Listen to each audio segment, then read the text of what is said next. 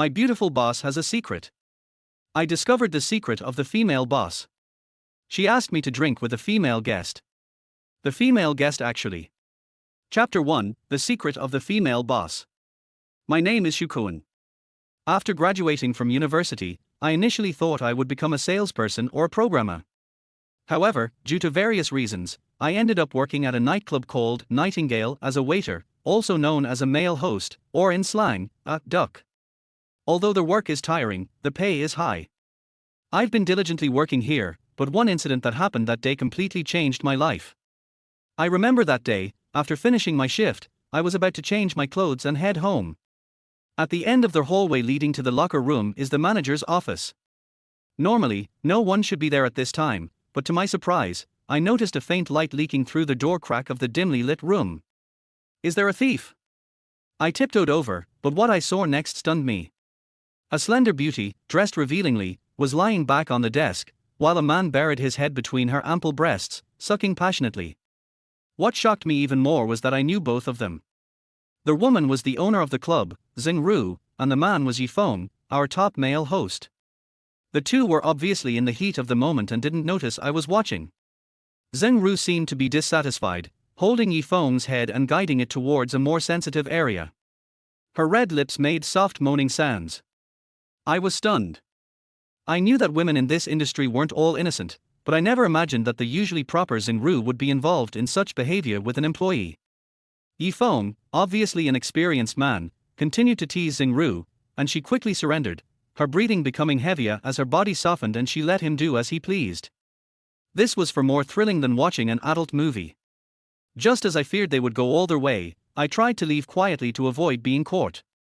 But as I was about to retreat, I slipped and fell forward, accidentally crashing the door open. Such a loud noise couldn't be ignored. Xing-Ru and Yifeng immediately turned to look at me, and I felt both embarrassed and frightened. They froze for a moment, then immediately reacted.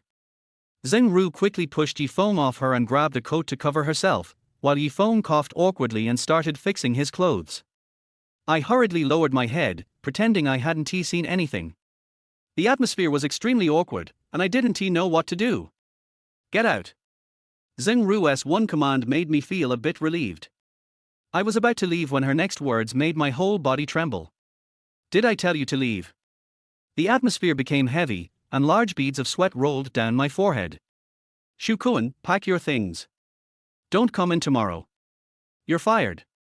Her expression was serious, and her tone was firm, carrying an undeniable authority. I knew I wasn't exactly talented, and I had just found a good job. If I got fired, I would have to struggle to make ends meet. Xing, please, I didn't see anything. I beg you, please spare me. I have 2 elderly parents at home, and it's just my salary that supports them. I emphasized the word "see" in the first half of my sentence, hoping Xing-Ru would understand. If necessary, I spill the beans, and we both go down together. After hearing this, Xing-Ru, who had been stern-faced, suddenly smiled. It was a seductive smile. Looking at her body, barely concealed by the coat, I found myself slightly short of breath. She lit a cigarette, took a graceful puff, and said, "All right, I won't fire you, but you have to do something for me. If you do it well, not only will I not fire you, but I'll reward you handsomely."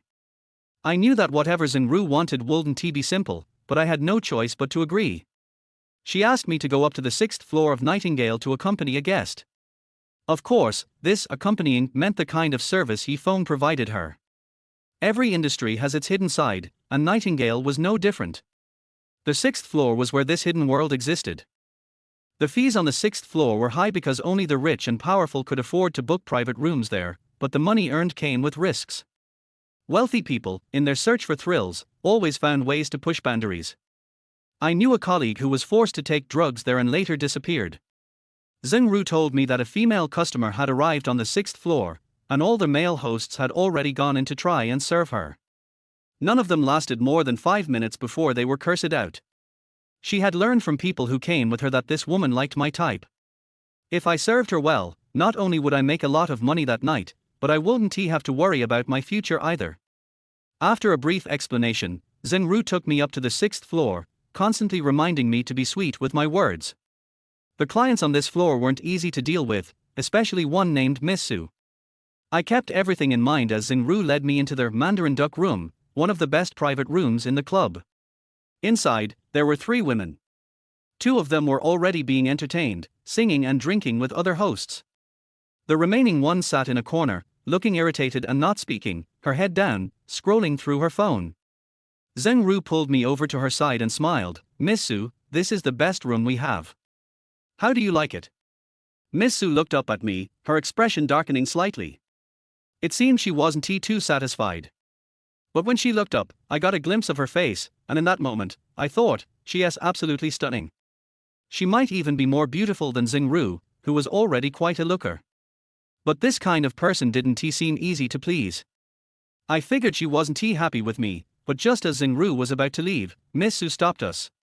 "Forget it, let him stay. I guess he'll do." After hearing this, Xingru shot me a look and signaled me to serve her well before leaving. I was extremely nervous, my heart racing. Beyond that, I felt a sense of guilt. Even though I wasn't anyone important, I can get used to the idea of selling my soul like this. I could feel Miss Su's gaze scanning me up and down, which made my face burn with embarrassment. "Look up. Am I that scary? I'm not going to eat you." Though I had never done this job before, I knew the customer was king. Taking a deep breath, I slowly raised my head. At that moment, Miss Su had a faint smile on her face. With her legs crossed, the hem of her skirt rose to her thighs, exposing a large area of fair skin, which almost made me dizzy. Though it was my first time doing this, I had worked in a nightclub for a while and had a few friends in the business. I could read the atmosphere, so I decided to take the initiative. I hesitated for a moment, then figured standing there wasn't helping, so I made my move. I took a deep breath, put on a professional smile, and picked up a glass of wine from the table. "Miss Su, let me toast you." But she ignored me, still smiling, which made me feel very awkward. I could only laugh awkwardly at myself and drank the wine in one go. Honestly, I had never been in such a situation, and I figured she was probably dissatisfied with me. But if I didn't serve her well, I'd lose my job, so I poured myself another glass of wine and prepared to make it up to her. But before I could say anything, Miss Su suddenly grabbed my wrist, holding the glass. "You think I came here to watch you drink?" Her voice was sweet, but it was soft enough to send a chill through the air. Her 2 friends, who had been singing and drinking, now turned to look at us with a mix of surprise. I could tell I had gotten myself into trouble. As expected, Miss Su smiled even more, leaned back on the sofa, and motioned for me to come closer. "You like drinking? Fine. All the alcohol on the table is yours. If you don't finish it, you won't be leaving this room tonight." There were at least 10 bottles of alcohol on the table. If I had to drink them all, I'd probably pass out. At first, I thought she was joking, but her next words sealed my fate. "Don't want to drink? Fine. Now, let me call your boss. I want to see if I have the power to make you obey me." The mention of my boss sent a shock through me. I had just angered her. It seemed she was serious, and she was right. I had no right to negotiate. "I'll drink." With that, I picked up the glass and began drinking, while Miss Su leaned beside me, her eyes glowing with excitement as she watched me. With every gulp, I could feel my vision fading and my consciousness slipping away. I had no choice but to beg. "Miss Su, I can't drink anymore. Please, just let me go." Before I could finish, I felt a grip on my waist. I opened my eyes with difficulty, only to see Miss Su's devilish smile. She poured more wine into my mouth, some spilling over me. Chapter 2, So Easily Teased. I felt like I had been in a long, drawn-out dream. In that dream, there was only endless darkness, and when I finally saw a glimmer of light, I kept running after it, but it seemed to keep moving further away. Phew, I suddenly sat up, breathing deeply in the fresh air. Gradually, my consciousness returned, and I looked around. It seemed like I was in a hospital. My head hurt so badly that it felt like it was about to explode, so I just stayed still, lying in bed, staring at the ceiling. I don't know how much time passed, but eventually, I heard the sound of a door opening. It wasn't a doctor who came in, but rather my friend from the bar, Feng Jun. He took a stack of money out of his bag and placed it on the bedside table. "This is from Miss Su. She has already paid for your medical bills. Just focus on recovering here." I roughly estimated the amount at least 10,000. It seemed that my drunkenness was entirely in vain, but even for the sake of making money, I never wanted to experience that again. After Fong Jun delivered the money, he stayed and chatted with me for a while. He told me that if he hadn't happened to check on the private rooms last night, I might have really been in serious trouble. I understood. Our lives as small people meant nothing to the wealthy like her. To them, crushing us was as easy as crushing ants. Fong Jun told me not to overthink it and just focus on recovering. The boss had given me a week off. I knew that, after all, I had drunk so much good alcohol and made quite a bit of money for her. As soon as Fong Jun left, I was about to try to sleep, when suddenly the hospital door was kicked open with a bang. I froze in shock when I saw who it was. It was Xingru. Before yesterday, when I had accidentally discovered her secret, Xingru had always been particularly kind to her subordinates. There was an unwritten rule in the nightclub that she had set, and everyone there respected her. Why was she here? After entering, Xingru didn't speak immediately. She stood there with a cold expression, arms crossed, watching me. With her presence, I couldn't sleep. I didn't know what to say to her. After what felt like an eternity of silence, Xingru finally spoke first. Shu Kuan, this is my fault. I didn't expect that Su Qingcheng would be so ruthless. Forget what happened before, we're square now. I didn't expect her to say this. Was she actually showing concern for me? Zhu Jie, I also owe you an apology. I didn't mean to yesterday. I wasn't blaming you. It's just, you and Yifeng, and Miss Su. Xingru gave me a seductive glance and rolled her eyes. You know nothing. Then, she didn't say more, telling me to focus on my recovery before leaving. I stayed in the hospital for a few more days, then went back to the nightclub. Things seemed to return to normal. That day, I had just finished serving a private room and was about to clock out in the break room when Fong Jun came in. Bro, Su. Miss Su is here again, and she specifically asked for you. He only said one sentence, but it sent a chill down my spine. God knows how much I wanted to refuse. But I knew I didn't have the right to say no. I sighed, put my uniform back on, and told Fong Jun, let us go.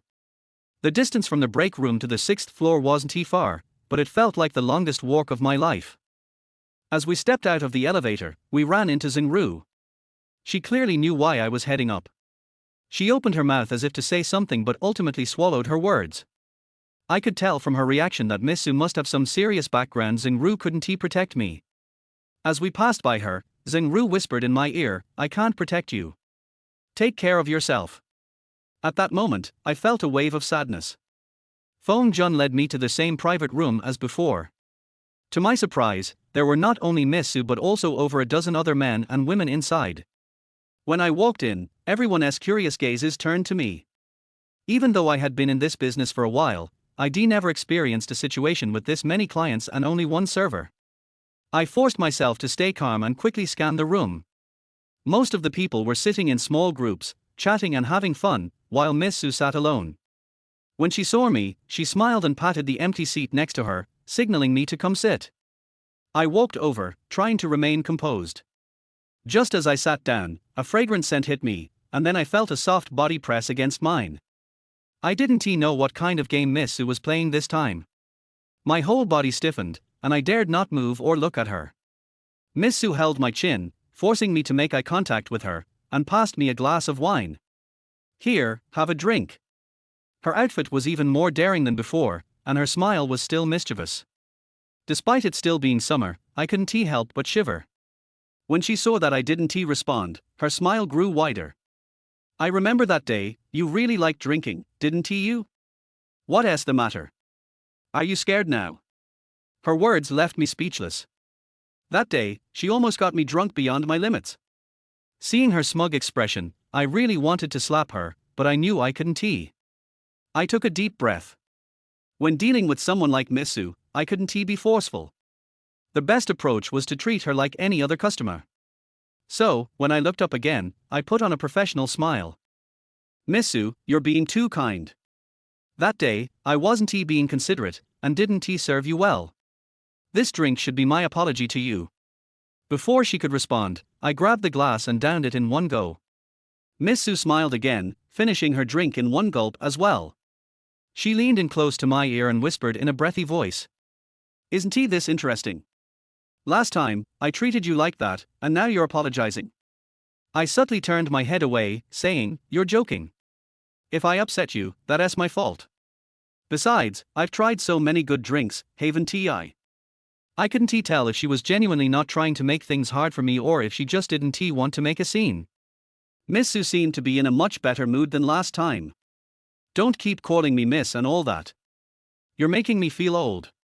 Just call me Su Ching Cheng. And you? Shu Kuan. You can call me R Kuan. When I didn't change how I addressed her, Su Ching Cheng just shot me a glare but didn't say anything more.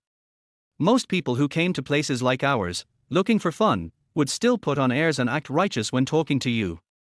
Su Ching Cheng was no exception. I didn't dare speak out of turn and answered whatever she asked. We continued chatting and drinking, and after a few more drinks, I couldn't tell if Su Ching Cheng was really bad with alcohol or just pretending. She leaned even more into me, her small hands becoming restless, not only touching but also drawing circles on me. Su Ching Cheng was already a beauty, and now that I was holding her in my arms, her face so close to mine, I could even smell the alcohol on her breath, which made me feel a bit itchy inside. My body responded without my control. I felt a little embarrassed and instinctively squirmed. Su Ching Cheng must have sensed the change in me because she chuckled, her voice laced with mockery. Oh? Could it be that you're still a virgin?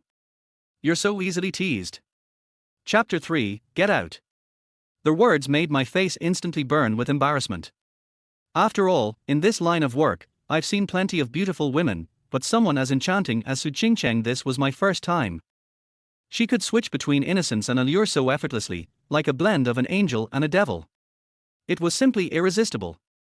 When I didn't respond, her hand started becoming restless again, slowly moving lower. I tried to stop her a few times, but each time I was met with a sharp glare. I had no choice but to let her explore.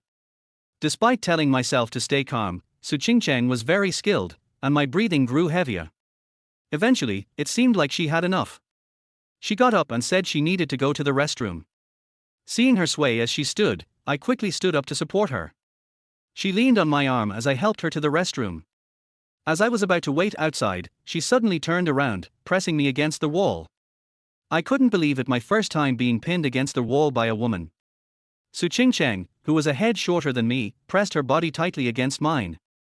She looked up at me, no trace of drunkenness in her eyes anymore. She was a completely different person from the one who had been swaying when she left the private room. She reached up, pinching my face and examining it closely.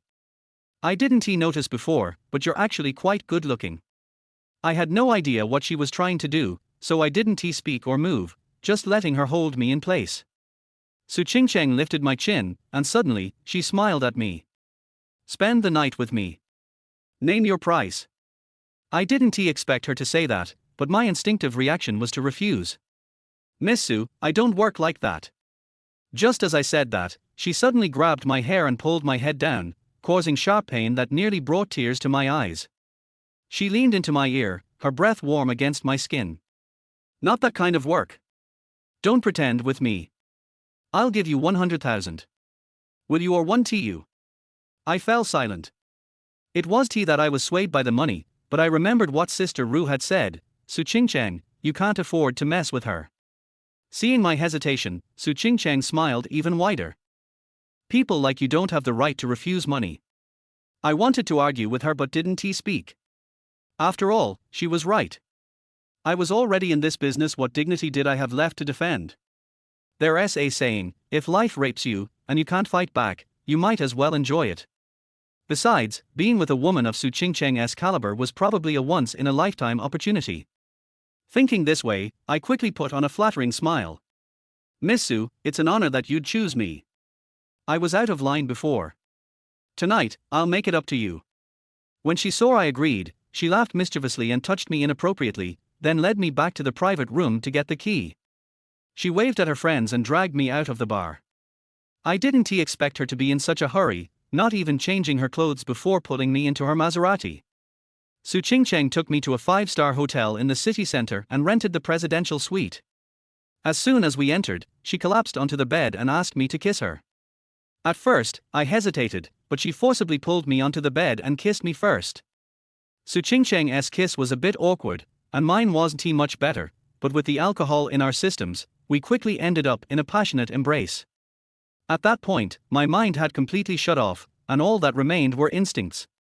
Just as I was about to take the next step, looking at the beautiful woman beneath me, I couldn't help but lean down and bite her earlobe. "Qingcheng, you're so beautiful." At my words, Su Qingcheng trembled. Her hands, which had been exploring my back, froze. Her eyes, which had been closed in shyness, flew open, and a fleeting sadness appeared in her gaze. I was confused and was about to ask her what was wrong when, suddenly, she shoved me away and sat up. Before I could react, she slapped me across the face. Smack! The force of the slap was so strong that half my face went numb. "Get out! Get out of here!" she yelled at me as she shoved me off the bed. I didn't know what had upset her, so I got up, hastily threw on my clothes, and left in a daze. It was already very late, and as I stood on the empty street, I felt like crying. How had I ended up with a woman like this? The events of the past few days had left me mentally and physically exhausted. Like a walking corpse, I aimlessly wandered the streets and, before I knew it, ended up at Nightingale. It was a good time to go change into some fresh clothes and take care of my swollen cheek. I put an ice pack on my face and was about to lie down on the sofa when the door to the rest area was suddenly kicked open. With a loud bang, I looked up to see Sister Rue standing in the doorway, her face expressionless as she looked at me. I quickly stood up to greet her, but as I got close, I smelled the strong scent of alcohol.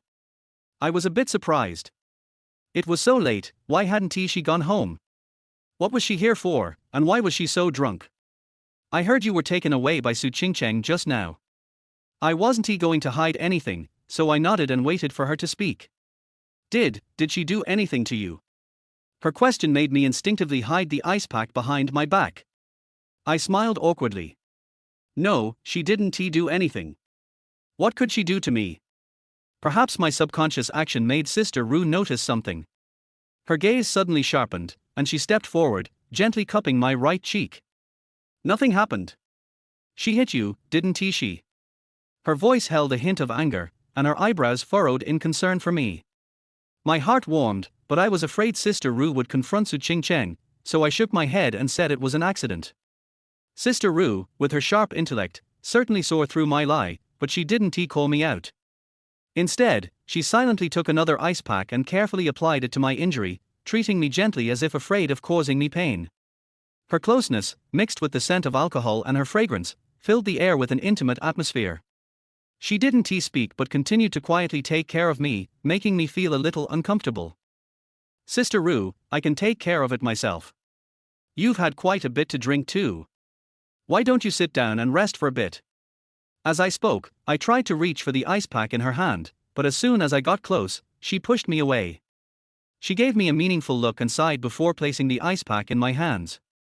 "I've given you a few days off. Rest properly." After that, she stood up and walked toward the door. Just as she reached the door, she seemed to remember something, paused, and looked back at me. Her lips parted, but no words came out. I looked at her for a long time, but she didn't speak. "Sister Rue, is there something else?" She didn't answer me. She just closed the door and left. Chapter 4: People with Stories. I slept in a daze for 3 days at home. I thought that since I had angered Su Qingcheng for no reason that day, she would not come again. Unexpectedly, she came again on the night I just went to work, and asked me to accompany her again. To be honest, I was very resistant in my heart. Whenever I thought of her, my right cheek felt a little painful. As a man, being humiliated repeatedly by a woman really hurts my self-esteem. But I knew I couldn't resist, so I had to go to the private room with Feng Jun. Su Qingcheng seemed like a different person today. She was not as arrogant as before. Instead, she was like an older sister next door. We chatted for a while, drank some wine, and then she left.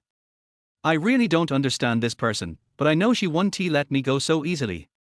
Sure enough, for a period of time afterwards, Su Qingcheng came to the store to play when she had nothing to do, sometimes alone, sometimes with a group, but every time she asked me to accompany her by name. Once when I was on vacation, she made a scene in the store, forcing the manager on duty to almost kneel down in front of me, begging me to come back and work overtime. Su Qingqing's image of the girl next door did not last long. Her tricks became more and more numerous and excessive. One time, she even asked me to wash her feet. Even though I had seen her whole body, I still felt my breathing quicken when I helped her take off her stockings. I finally took her stockings off. She kept moving her feet around in the air like a little girl. She kicked me in the face several times, but I could only endure it. The water for foot washing had been prepared nearby, and the water temperature was just right. Su Qingqing's feet were beautiful, like a precious work of art. I guess I was both in pain and happy. "Miss Su, is this okay?" After washing for 5 minutes, I looked up and asked her. "Humph, you didn't stop until I told you to. It's only been a few minutes and you're already impatient." I had no choice but to squat down again and prepare to continue, but this time Su Qingqing was not honest. She casually used her little feet to fiddle with the foot washing water in the basin, and the splashing water just dripped into my mouth. Su Qingqing's feet had no peculiar smell, and even had a faint body fragrance, but I felt that my self-esteem was completely trampled under her feet. I laughed at myself in my heart. I am already in this line of work, but I still talk about self-esteem. Isn't that funny? After that, Su Qingqing seemed to fall in love with the activity of foot washing, and every time she came, she asked me to wash her feet first. During the foot washing process, she would still move around and splash the foot washing water on my body and face. "Hey, don't call me Miss Su anymore. Call me Qingqing." After washing her feet that day, Su Qingqing crossed her legs on the sofa and made a request to me in a charming manner. When I heard these 2 words, I remembered the slap I got for no reason that day. I wanted to refuse, but seeing her eyes that didn't allow me to say no, I agreed. "You, call me." I didn't know what she wanted to do, so I just gritted my teeth and called out, "Qingqing." As soon as these 2 words came out of her mouth, Su Qingqing stood there in a daze as if struck by lightning, and it took her a long time to squeeze out a word. Can you hug me?" Su Qingqing and I have been together for such a long time, and she has never used any questions to me. She has always made strong and direct requests. Her eyes were a little red and her body was trembling slightly, which made people feel a little distressed under the dim light in the private room. Alas, he is also a man with a story. I sighed and nodded to Su Qingqing. When she saw that I agreed, she suddenly lost control of her emotions. Without even having time to put on her shoes, she ran over and threw herself into my arms. She put her arms around my neck and cried loudly on my shoulder. I had never seen her like this before. In my impression, she always seemed so strong and cynical. Although I didn't know what had provoked her to become like this, I hated to see women cry, so I couldn't help but hug her waist, pat her on the back, and comfort her. Su Qingqing cried and murmured in my ear. "I can promise you anything. Please don't leave. I really miss you so much." It was only then that I realized that she mistook me for someone else. No wonder she treated me differently from others. I didn't dare to say anything and could only hug her silently. Women's tears are indeed the best weapon against men. Her crying made all the resentment I had towards her suddenly disappear, leaving only a faint heartache. If possible, I really hope time can stop and stay at this moment forever. After a long while, Su Qingqing gradually stopped crying. She said to herself, "How great it would be if you were him." There were some more words after that, but their voice was so soft that I couldn't hear it clearly. At this moment she suddenly pushed me away and broke free from my arms. In just a moment, the weak Su Qingqing disappeared, and her eyes turned cold again. Everything that happened just now seemed to be something I had imagined. But the wet feeling on my shoulders reminded me that those were the facts. "Ms. Su, I..." Before I could finish my words, Su Qingqing covered my mouth with her hand. "Call me Qingqing." Her irresistible look left me with no way to resist and I could only go along with her wishes. We both tacitly agreed not to mention what happened just now and just continued chatting and drinking. Su Qingqing seemed to be in a very good mood today. She drank a lot of wine and soon her face turned slightly red, her eyes were blurry, and she was a little drunk. Her cute and innocent look made me feel a little crazy. I saw that she had drunk enough today, so I was going to call a taxi to take her home. But when I was leaving, Su Qingqing refused to go and insisted that I carry her out. I had no choice but to agree. I held Su Qingqing sideways, and she hugged my neck. We walked out of the bar, and before leaving, we happened to meet Sister Ru, who was returning from sending a client. Sister Ru reminded me before that Su Qingcheng's identity was not simple and told me to stay away from her, and I agreed. I didn't expect to encounter this here. I felt like my body was out of control and I stood there in a daze. But Sister Ru walked past me as if she didn't see me at all, without even looking at me. What's wrong? Let's go. Seeing that I stopped, Su Qingcheng was a little dissatisfied and urged me to go faster. Anyone could hear the coquettish tone in her voice. I glanced at Sister Ru out of the corner of my eye. When she heard what I said, her movements were obviously slow, but she still didn't say anything. She just glanced at me faintly and left. I don't know why, but I suddenly felt a little uncomfortable. Chapter 5, Will you stay with me? Although Su Qingcheng shouldn't be heavy, my arms were a bit tired from holding her for such a long time. What's more, she had no intention of getting down and walking by herself. Instead, she hugged my neck tightly under the influence of alcohol. Su Qingcheng usually has a driver to pick her up, so she should be there today too. I thought so, but when I arrived at the parking lot, I didn't see Su Qingcheng's Maserati. Ms. Su, it's time to go home. Would you like me to call your driver? I asked anxiously, my arm already starting to ache. However, she slowly opened her eyes, put her hands around my neck, and uttered a few words with an ambiguous look in her eyes. I'm coming to your house tonight. I was stunned. Go to my house? What on earth was this devil trying to do? But the next second I still responded with a polite smile. Miss Su, you are already drunk, you should go home and have a good rest. When Su Qingcheng saw that I refused, she suddenly seemed to sober up and her tone returned to normal. Stop talking nonsense. Are you leaving or not? When I saw her angry face, I thought it would be better not to provoke her, otherwise I would suffer again in the next second. So I forced out the two words, okay, and as soon as I said it, her anger turned into joy and she threw herself into my arms. I sighed in my heart, carried her into a taxi on the side of the road. Along the way, Su Qingcheng really looked like a drunk person, so quiet that it seemed unreal. When we arrived at my house, I gently woke up Su Qingcheng and indicated that we had arrived at my residence. She muttered something in a low voice, unwilling to open her eyes like a child. Carry me up. I sighed, looked at this big trouble in my arms, straightened my back, and walked towards my residence. Although the place where I live is not in the bustling area of the city, at least the surrounding environment and facilities are acceptable. Of course, it cannot compare with the residence of someone like Su Qingcheng. After entering the bedroom, I carefully placed Su Qingcheng on the bed. Unexpectedly, she kept her arms around my neck and kept muttering something.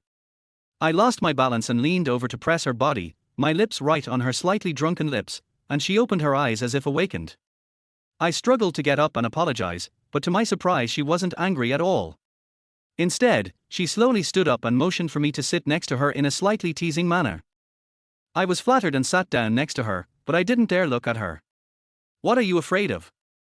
Are you afraid that I will eat you? She asked me, tilting her head. I really can't figure out the heart of this woman next to me. The last time she was beaten and kicked out of the hotel for no reason is still vivid in my mind. Then she asked, do you like me?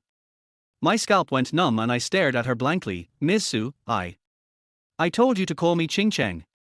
She said coquettishly, looked at me lovingly and then lowered her eyes shyly. Do I like her? Will I like her?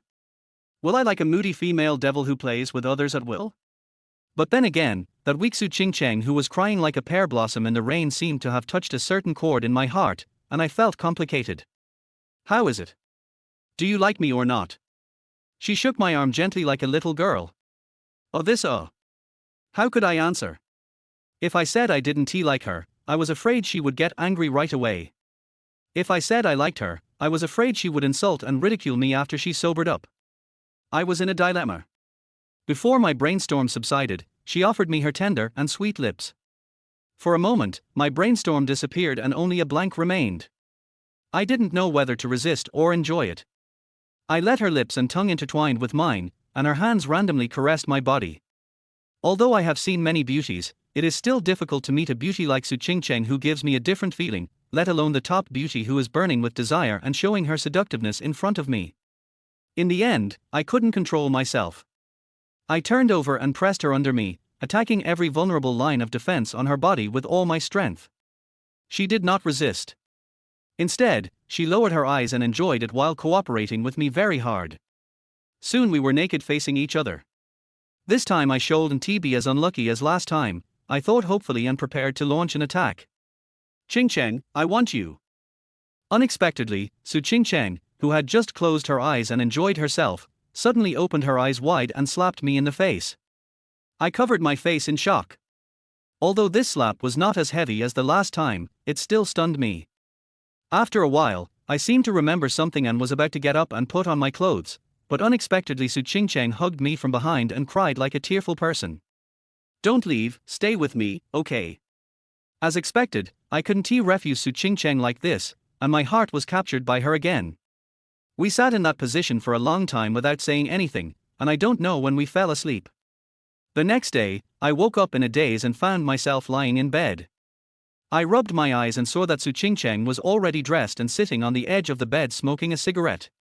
Before I could speak, she turned around and said calmly, "Wake up and name your price. From now on, you will be mine and you won't have to go back to work." His tone became arrogant and cold again. I felt nauseous and all the remaining warmth from last night was gone in an instant. Although as a male PR I should have understood that this was just a matter of mutual benefit, Su Ching Cheng's actions still chilled me to the bone. I mechanically rejected her with a smile on my face. "Thank you for your respect, Miss Su. No thanks. I'm doing fine working at the bar." I thought Su Ching Cheng would get angry, but unexpectedly she just said something hatefully. "You're a jerk.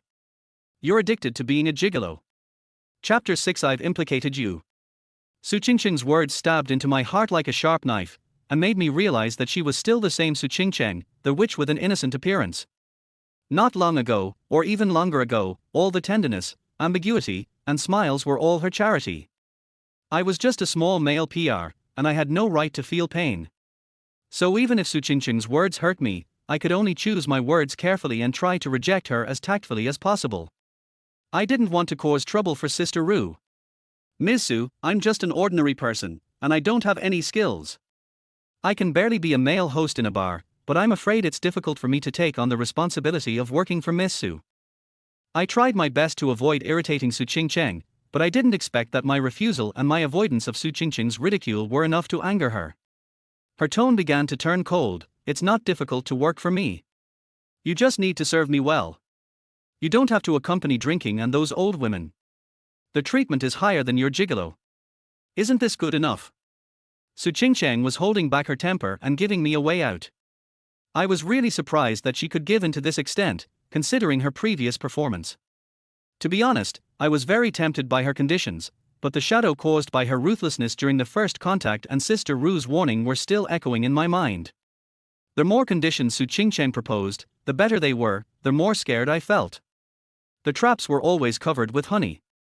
She is Su Ching Cheng, a woman who can turn against you at any time. I could only swallow my saliva and not look at her expression. "I'm sorry, Miss Su, I don't have any ambitions, I'm satisfied with being a male PR." Bang! Su Ching Cheng slapped me in the face and yelled, "You useless piece of shit. Do you know how many men will approach me with a smug look on their faces if I tell them this?" She got out of bed, quickly put on her clothes and walked to the bedroom door, then turned around and glared at me fiercely before walking out. This glare made my heart cold. After a while, the security door made a heavy banging sound, and it seemed that she had indeed left. After Su Ching Cheng said that, I dared not to provoke her. With just one sentence, she could make countless men serve as her dogs. What kind of background is this? Once I agree, I will face countless dangers. No matter how hard and tiring it is to be a male public relations, it is much better than being crushed to pieces in the torrent of power and money. But Su Ching Cheng's words made me feel a little shaken. Male PR is easier than other jobs, and the money is not bad, but is it really good to continue like this? Who can make a living by looking good all their life? Maybe after my father's condition gets better, I have to find another job. I sat on the bed and thought about all sorts of things for the whole day. When the sun went down, I realized that it was time to go to work. As for Su Ching Cheng's matter, I had already forgotten it. After all, after I dissed her like that, it was impossible for her to still be so obsessed with me, right? Moreover, I was probably just a substitute for someone else by her. I felt a little uncomfortable when I thought about it. I hadn't eaten for the whole day, so I just bought a piece of bread to fill my stomach. Even though I rushed to Nightingale, I was already half an hour late, and Sister Rue was right at the door. A little male PR is late, is it worth it for you, the boss, to block the door in person? I felt cold in my heart, walked over and touched the back of my head, stammering, unable to speak, Sister Rue, Sister Rue. Shukuan, you're here, hurry up and leave, don't come to work today. Sister Rue quickly uttered a series of words, no, don't come to work recently, I'll grant you a few days off, and you can come to work again when I notify you. Of course it's good to have a holiday, but the timing is too strange. Is it necessary for a boss to personally stand guard at the door to inform an employee that he has a holiday just for him? I looked at Sister Rue, who was folding her arms and pretending to be calm, and I had a vague feeling that something was wrong. At this time Feng Jun came out. No, Sister Rue, even Yi Feng was kicked out and got slapped twice. Oh, Akuan. Seeing Sister Rue pursing her lips and rubbing her brows, I realized something and asked Feng Jun, is it because Miss Su is here and is throwing a tantrum in the private room again? Feng Jun was about to answer, but Sister Rue stopped him with her hand, don't worry about it, Shukuan, I'll take care of this matter. Sister Rue, you can't afford to offend Su Qingchang. It's not the first time that a customer has come to a nightclub to harass a male host. This has nothing to do with background. Leave it to me. With that, Sister Rue turned and walked into Nightingale. She also turned around and instructed Feng Jun, stop Shukuan here. If Miss Su sees him, she will be even more relentless. Seeing Sister Rue's back disappear from my sight, I raised my leg to walk in, but Feng Jun blocked me and said, I'm sorry, brother, please don't get involved in this matter, just leave it to Sister Rue. Do you really believe that Sister Rue can solve this problem? We don't know Su Qingqing's background, but we all know what kind of person she is, right? I suppressed my eagerness and explained. Feng Jun's expression was a little shaken. Yes, Sister Rue went there to reason with him, but he is an unreasonable person. Then what's the point of you going there? Of course, it's by sacrificing my own looks. I laughed at myself. Feng Jun looked at me in shock, and raised his hand that had been put down a little bit, blocking me tightly. No. Aren't you wasting Sister Rue's hard work? It's because Sister Rue took care of me that I want to help her save Nightingale. Get out of the way, Arjuan. I roared in a low voice. Feng Jun's expression completely relaxed, and he slowly lowered his arms. You are such a real man, brother, don't die in such an ugly way. I pulled the corners of my mouth and showed a bitter smile, even if you die, I won't die. After entering Nightingale, my mood became complicated again. I originally thought that the bad fate between me and Su Qingchang had ended, but I didn't expect that she would have such a deep obsession with me, a male PR no, the person I replaced. These are things that Sister Rue doesn't know, and she can't change Su Qingchang's attitude by persuasion alone. Yi Feng, with red and swollen cheeks, walked towards me. He was stunned when he saw me, then patted my shoulder and said, be careful. I'm the one who got you into trouble. I sighed. He seemed very relaxed. I was kicked out by the customer because I didn't make him happy. This is because I failed as a male host. What does it have to do with you? He is worthy of being the Nightingale's top star and the incarnation of male host, Yi Feng. Soon, I walked to the door of the private room on the 6th floor. The soundproofing here was very good, and I couldn't hear anything when I stood at the door. I encouraged myself in my heart and pushed the door open. Chapter 7 Kneeling. The situation in the private room was very dangerous. This thought popped into my mind. Su Qingchang sat on the sofa with her legs crossed, looking very proud, while Sister Rue stood, with a coffee table full of drinks between them. Akuan, you're here. When she saw me entering the room, she smiled and called my name sweetly. No one who saw her attitude would think that there was anything unpleasant between her and me. But I knew very well that Su Qingchang's intentions this time were worse than any other time before. Bossing, didn't you say that Akuan was away on leave? Isn't he here? Su Qingchang turned her head to look at Sister Rue again. Her tone was so sweet that it was sickening. During this period of time, I knew that Su Qingchang would only have such a tone when she turned into a witch. Shouldn't you apologize properly? I'm sorry, Miss Su.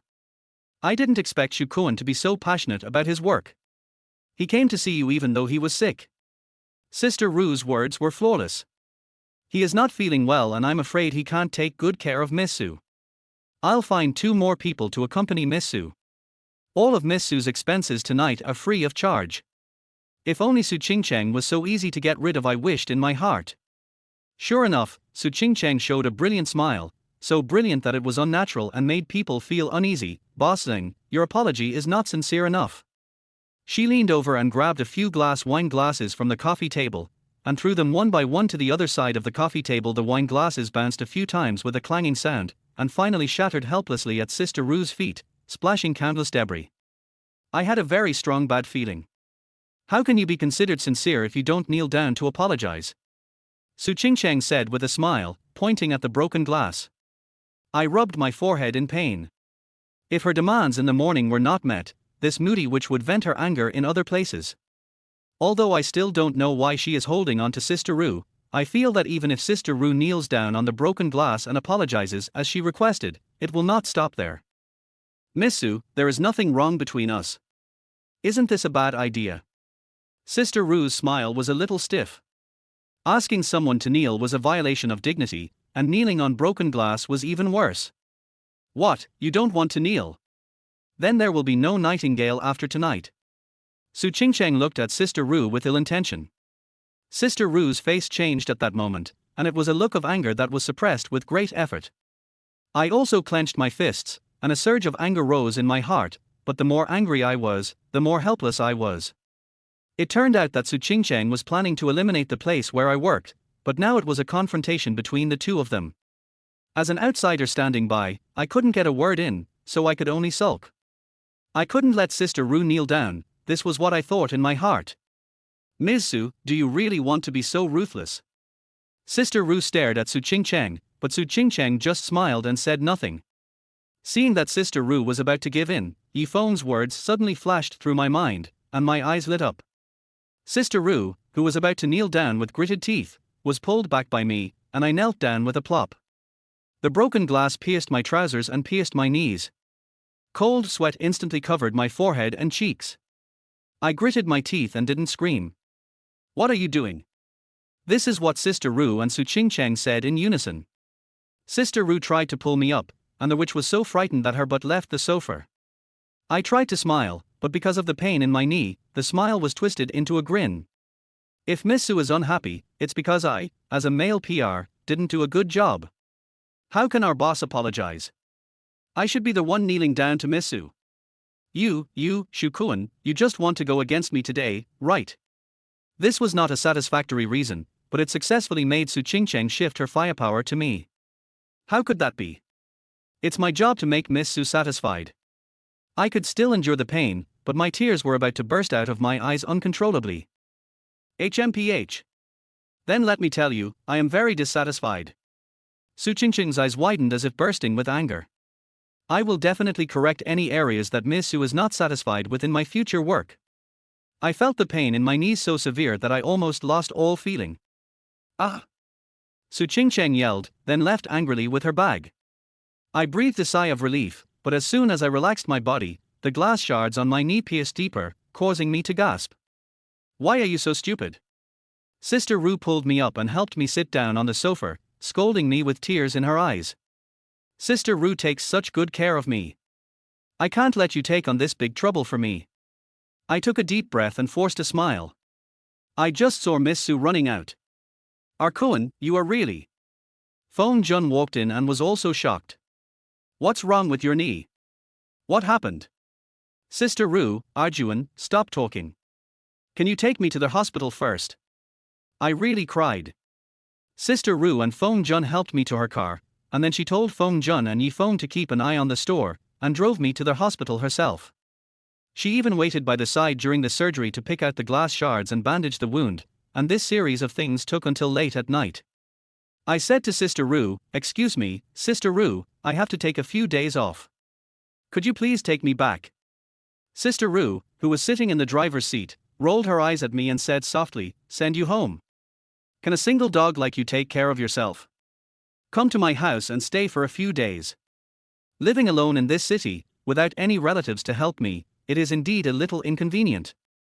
But to live in the home of a beautiful woman like Sister Ru, I was excited but also a little embarrassed. Then I'll trouble you, Sister Ru." Finally, I shamelessly agreed. But it was no use not agreeing because Sister Rue had already driven the car to her home. As expected, Sister Rue's home is in an upscale community. After parking the car in the underground parking lot, Sister Rue seemed to remember something and looked a little embarrassed. "Oh, Cohen, wait in the car for a while, I have something to do." After what happened tonight, she started to address me in a more affectionate way. Oh. I didn't react. I just nodded and watched her get out of the car in a hurry. After waiting for about 10 minutes, Sister Rue appeared again and helped me get out of the car and into the elevator.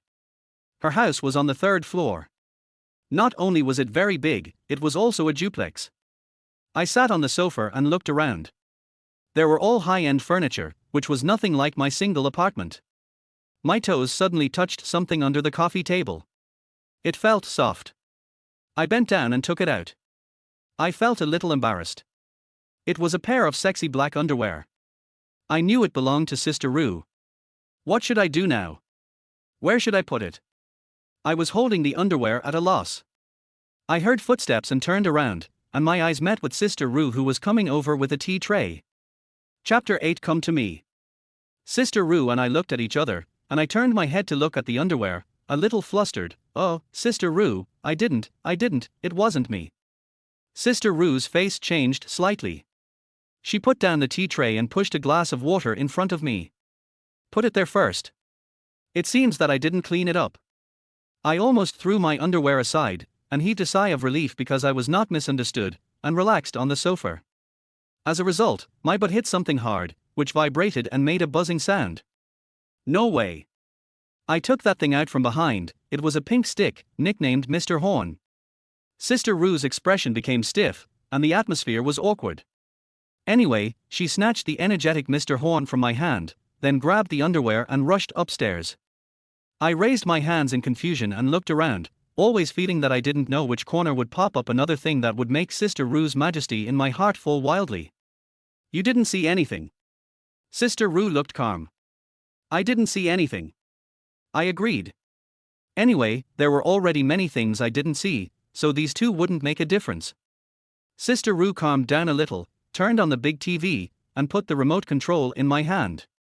"You watch TV and take a rest. I'll go back to the store to check." I think she was forced by Su Ching-cheng with Nightingale, and she was still somewhat worried about her own shop. "Don't worry, I'm fine on my own." I patted my thighs, signaling her not to worry. Although my knees were injured, they were only flesh wounds, so I could still walk without any problems. After Sister Rue left, I started watching TV. However, the midnight TV programs were not interesting at all. I didn't watch them for long before my eyelids started to droop. I went through a lot yesterday and today, and I was really tired. I don't know how long it was before I was woken up by Sister Rue. She said it was not good for a wounded person like me to sleep on the sofa. During the time I was asleep, she had already tidied up a guest room on the 2nd floor. With her help, I went to the bathroom to wash my face. As for my feet, because my knees were not convenient to bend over, Sister Rue offered to wash them for me. I was so flattered that my whole body was stiff the whole time, but how should I put it? I had the illusion that Sister Rue's hands washing my feet was more comfortable than washing them myself. She helped me to the guest room on the 2nd floor and asked me to sit on the bed. Sister Rue said that she didn't prepare pajamas, so I started to take off my clothes. "Sister Rue, aren't you going back to your room?" I took off my coat and found Sister Rue still standing next to me. "I'll wait for you to take off your pants and throw them away." Sister Rue shrugged. "Your pants can't be worn anymore." Just as she said, the trousers that came with the uniforms in the store had been pierced by glass shards and were stained with blood, so they definitely couldn't be worn. I took off my trousers first, because my knees were bandaged and it was still painful to bend my legs. Sister Rue pulled my trouser leg and said, "Let me help you take it off. Don't make your wound bleed again." I asked the boss to help me take off my pants. Although it was just taking off my pants, I still felt a little embarrassed. What was even more embarrassing was that when I saw the cleavage exposed when Sister Rue bent over, my second brother was getting excited. "Oh, you are such a dishonest bad thing." Sister Rue patted my crotch lightly, then picked up the trousers and left the room, leaving me in the room with a confused mind. Because I had just slept, I was not very sleepy yet. I could only lie on the bed and think about random things. Su Qingcheng, Sister Ru, and other women whose faces I couldn't see clearly flashed through my mind. I fell asleep in a daze. I was woken up by Sister Ru again. I am the type of person who can sleep until midnight and never wake up at 9, and breakfast is not important to me, but Sister Ru hopes that I will recover soon, so she asked me to get up and have breakfast. I opened the quilt, and my second brother was holding his head high because of the erotic dream he had last night. I'd better bring you breakfast. It's better for you to lie down and recuperate now. Sister Ru calmly stepped out and brought up the breakfast. While chewing on a bun, I asked, Sister Ru, how was the store after we left yesterday? Sister Ru sat by the bed and looked at me. Su Qingcheng didn't go back, and I guess you won't come to Nightingale until your injury is healed. It was all thanks to you yesterday, Akuan. I smiled bitterly. If it weren't for me, Su Qingcheng wouldn't have bothered Nightingale. This is something I should solve. But if I don't bring you to her, you won't know her. It's all because of me. Sister Ru stared at me with burning eyes, which made me feel embarrassed. I could only turn my head away and pretend that I didn't care about her gaze. I don't think Su Qingcheng will give up so easily. Sister Ru, do you have any plans? I asked. What plans can I make? If Su Qingcheng really wants to deal with me and Nightingale, she will have to struggle. Sister Ru sighed, but customers and public relations are just a show after all. She can't invest too much emotion in you, so this matter will probably end in nothing. Sister Ru's words made my heart ache. Yes, the male PR and the customer were just playing a show, and Su Qingcheng just treated me as a substitute for someone else, which was adding to the drama. I couldn't trust Su Qingcheng's feelings. But I'm afraid that this evil relationship cannot be easily broken. The one who really needs to wake up is not me, but Su Qingcheng herself. In the next few days, I stayed at Sister Ru's house to recuperate. Every day when Sister Ru came home from get off work, she would tell me about the situation in the store. Just as she said, Su Qingcheng did not show up in Nightingale, which meant that nothing special happened. Nightingale was still the Nightingale with a prosperous business. I have developed some tacit understanding with Sister Ru, but I don't think she has any feelings for me. Just like her relationship with Yi Feng, Sister Ru is a woman who also needs to vent.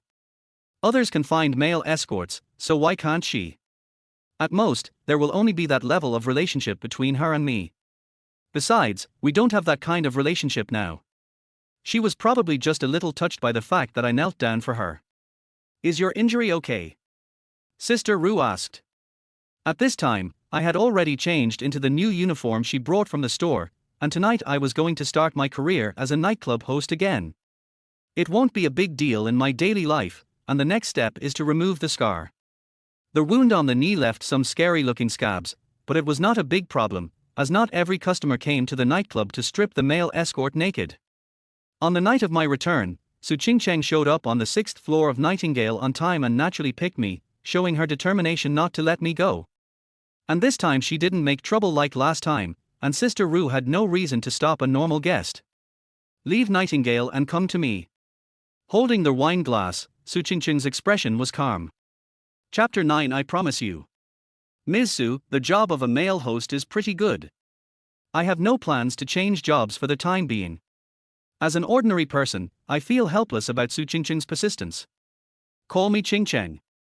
Su Qingcheng showed a complicated smile, which was both happy and mocking. You are such a kind person, Akuan. I am quite satisfied with this. Thank you for the compliment. I don't think kindness is a bad quality, and there doesn't sound anything wrong with what Su Qingcheng said. Su Qingcheng shook the glass, drank it all, and motioned me to pour it for her. What happened before taught me a truth. It may not be necessary to make it so complicated to deal with a kind person. So, Akuan, come to me. Su Qingcheng's words were loud and clear, otherwise I will make Nightingale unable to operate. The previous situation was that Su Qingcheng put pressure on Sister Ru to fire me. If she didn't agree, she would bring down Nightingale to achieve the same effect. And in the current situation, if I don't agree, I will implicate Sister Ru and Nightingale, and make everyone working at Nightingale unemployed. If I agree, I will be the only one to be sacrificed. Su Qingcheng's plan really hit my soft spot. I couldn't run to another city, because if I didn't go to Su Qingcheng's side, she would still bring down Nightingale. Thinking that Nightingale went bankrupt because of me, how could I start a new life in another city as if nothing had happened? I'm not only kind, I'm also a little weak. I promise you. I struggled in my heart, and finally gave up resisting Su Qingcheng and collapsed on the sofa. Su Qingcheng leaned on me and said in a sweet voice, "Don't be so sad, can you promise me one more thing?" Whenever she used this tone, it was always bad news, but what could be worse than me falling into her hands now? I asked in a dead voice, "Tell me, what is it?" "Stay away from Xingru, or I will destroy Nightingale." Su Qingcheng's stunt is to speak threats in a sweet voice. This woman with a strong desire for control said stay away from Sister Ru, which means you are not allowed to contact Sister Ru again. If I ask Sister Ru about this condition, she will also choose Nightingale, whom she regards as her life, and stop contacting me, right? So I nodded weakly. Su Qingcheng looked happy, and drank with me one cup after another. I felt very depressed. Su Qingcheng's happiness was not getting Shukuan, but getting someone's substitute. How could this make me happy? It is easiest to get drunk when you drink alone, and soon Su Qingcheng made me lose consciousness. This time, I didn't wake up in a hospital in such a mess, but in a hotel.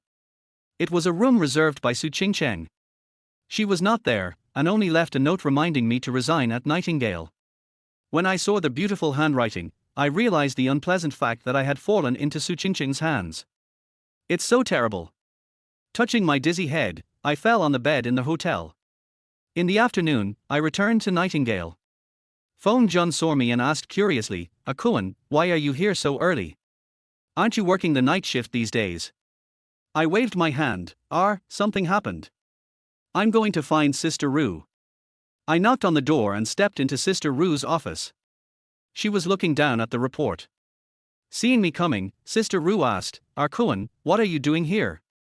Do you want to ask for leave or do you have something else?" "I'm here to resign."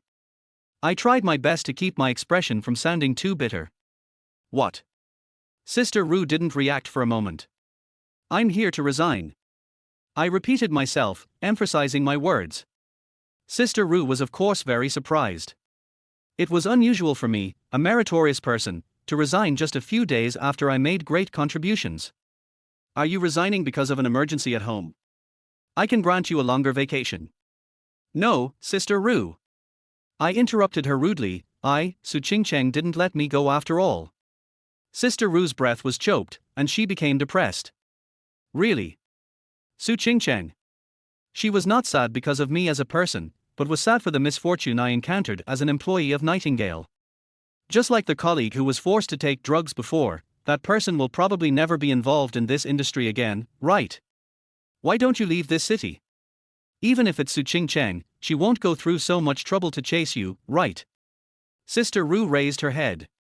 I lowered my head and said nothing, which made her close her eyes in pain. "Really? I'm sorry, Kuan. It's nothing.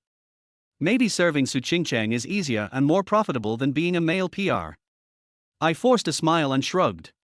"If you run into trouble, you can come to me for help."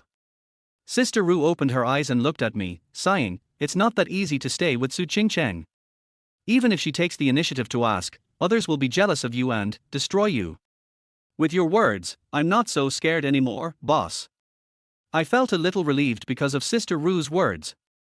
If I get sent away by Su Qingcheng in the future, don't look down on old employees. Sister Ru smiled and said, "Don't worry, even if you are old and ugly, I will keep a position for you as a cleaner." After I left Sister Ru's office, I said goodbye to my colleagues one by one. Feng Jun was surprised and asked, "Akuan, why are you leaving? What happened?" "It's nothing, my brother just wants to develop on a better platform," I said with a smile. Feng Jun patted my shoulder and said, "Come on, stop pretending. Your eyes aren't smiling at all. Let's have dinner together and talk about it later." I promised Feng Jun and found a restaurant to wait, but it turned out that not only him came, but Yifeng also came. "Tell me, what happened to you?" Feng Jun asked after pouring the wine. I took a sip of wine and immediately started to complain. "Isn't it about Su Qingcheng's incident?" Feng Jun opened his mouth wide. "Damn, is she that infatuated? This is true love, shouldn't you be happy?" Yifeng is always so cool and stylish. Even when drinking beer that costs 3 yuan a bottle in this restaurant, he still attracts the attention of women around him. I don't think that's lucky, Arjuan. That Miss Su is the eldest daughter of Su Shen Group. As Nightingale's top star, he has come into contact with the most wealthy ladies and knows the most. Sushing Group, are you referring to that Sushing Group? Fong Jun screamed. I have also heard of the Sushing Group, a group that is well known across the country, and Su Qingcheng is actually the eldest daughter of that Sushing Group. I suddenly became worried about my future. Chapter 10, Little White Face. Finally, Yi Feng and Feng Jun gave me a look that said, "Have a nice trip," and this simple farewell dinner ended. When I returned to the apartment in the evening, I received a text message from Su Qingcheng asking me to go to the Sushing Group building tomorrow. The next day, I changed into a suit that I hadn't worn for a long time since I started working at the nightclub, and came to the Sushing Group's building. At least from the outside, I didn't want to be seen as a kept gigolo, and I tried my best to maintain my dignity. But it seemed to be a futile effort. Su Qingcheng, the head of the Sushing Group in this city, was waiting for me at the door in person. When I walked in, she took my hand and whispered in my ear, "You look handsome." Although my ears were tickled by her hot breath, I was not happy at all. Su Qingcheng's actions seemed to tell everyone that I belonged to her, and I was like a new toy being shown off, and I was helplessly carried around the building by Su Qingcheng, enduring everyone's strange looks. Finally, we stopped in front of an office, which was Su Qingcheng's president's office. Su Qingcheng let go of my arm and pushed the door open. I followed her unconsciously. There was a desk facing the door, and another smaller desk on one side with a sign on it, "President's Life Assistant Xu Kuan." A position that doesn't feel real. "You will be my life assistant from today on, but there is nothing you need to do, just make me happy." Su Qingcheng sat down in her seat. Now she was wearing a lady's suit and had a cold face. She was indeed full of the temperament of a female CEO. When she arranged things for me, she was also very serious, but the words she said seemed a little out of tune. Just like she said, I didn't have anything to do. Although I was her only life assistant, she had several secretaries. I didn't even read a single document. All I had to do every day was sit there and do nothing. When Su Qingcheng wanted to chat, I would accompany her, and when she was free, I would have a drink with her. Su Qingcheng often called me out for a drink in the middle of the night, but there was no further ambiguity. She probably felt that she was no longer in a hurry because she already had it. I think I did a good job in making Su Qingcheng happy, but because of this, half a month after I came to Sushingda, rumors spread in the company that I was Su Qingcheng's kept gigolo. Su Qingcheng never told anyone directly that she kept me, and I overheard it when I went to the toilet. I don't care much about this rumor, after all, it's basically true, and I usually sit in Su Qingcheng's office. Those people can't come in and point fingers. I just think that this is because of the existence of a life assistant like me who only eats and does not work. The rumors are bound to appear, but I didn't expect that this is a sign that someone is going to make trouble. Sushing Group holds a monthly meeting for all employees every month. I have never attended one before. I think it is basically to motivate employees and announce policies. Nightingale also does these things. After Su Qingcheng finished speaking, a middle-aged man who looked a little fat came on stage. He also looked like a senior executive of the company. However, since I had never paid any attention to Su Qing's situation, I knew no more than one of the company's senior executives. The middle-aged man said a few words in a routine manner, then changed the subject, spitting all over the place. "There are some issues I must mention. Some employees of our company came in through connections, sucking the blood of the company like vampires, sitting back and enjoying the fruits of everyone's labor. Are you here to be the emperor? Of course, I also want to mention the person who brought this employee in.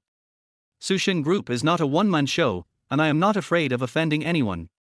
Manager Jia, please tell me." Another middle-aged man stood up, but he was skinny and looked like a monkey. I think what Manager Li said makes a lot of sense. Another string of unpleasant words, and no matter whether it was Su Qingcheng or me, we had already understood who the two managers were talking about. Weren't they the two of us? It seems that these two managers are the veterans of the company, otherwise how dare they attack Su Qingcheng? "Boss Su, please give us all an explanation." Manager Li quickly pointed the finger at Su Qingcheng. Everyone's eyes were fixed on her, making her look very ugly. In fact, I was quite happy to see Su Qingcheng being humiliated. If she continued like this, she would have to give an explanation to all the employees. I would definitely be fired, and I could leave her side. Although I lost a leisurely, stable and fast-paying job, it was also a good thing to be away from this witch. Wait, I suddenly thought that if I really left Su Qingcheng, she would not destroy Nightingale just to vent her anger. The more I thought about it, the more likely it was. I simply slapped the table and stood up. Now, everyone's eyes were focused on me. I originally thought that Sushin Group was a place where I could realize my self-worth, but I didn't expect it to be so dangerous. I didn't know what to say, so I just picked out a sentence from what the two managers had just said and modified it. What value do you have? You are just a pretty boy who is kept by Su Qingcheng using the company's money. Manager Lee scolded me with disdain when he saw that it was me. Manager Lee, does that mean whoever you say is valuable is valuable? Sushin Group is not mine, and it is not yours to decide alone. I seized the opportunity to refute. Har har, you, a pretty boy, are Su Qingcheng's assistant, but you just sit there and play every day. You don't do any work at all. Of course, I can say that you are worthless. Manager Lee used a killer move. Just like he said, I have spent most of the month playing, and this is something that cannot be changed. That's because I'm not familiar with the company.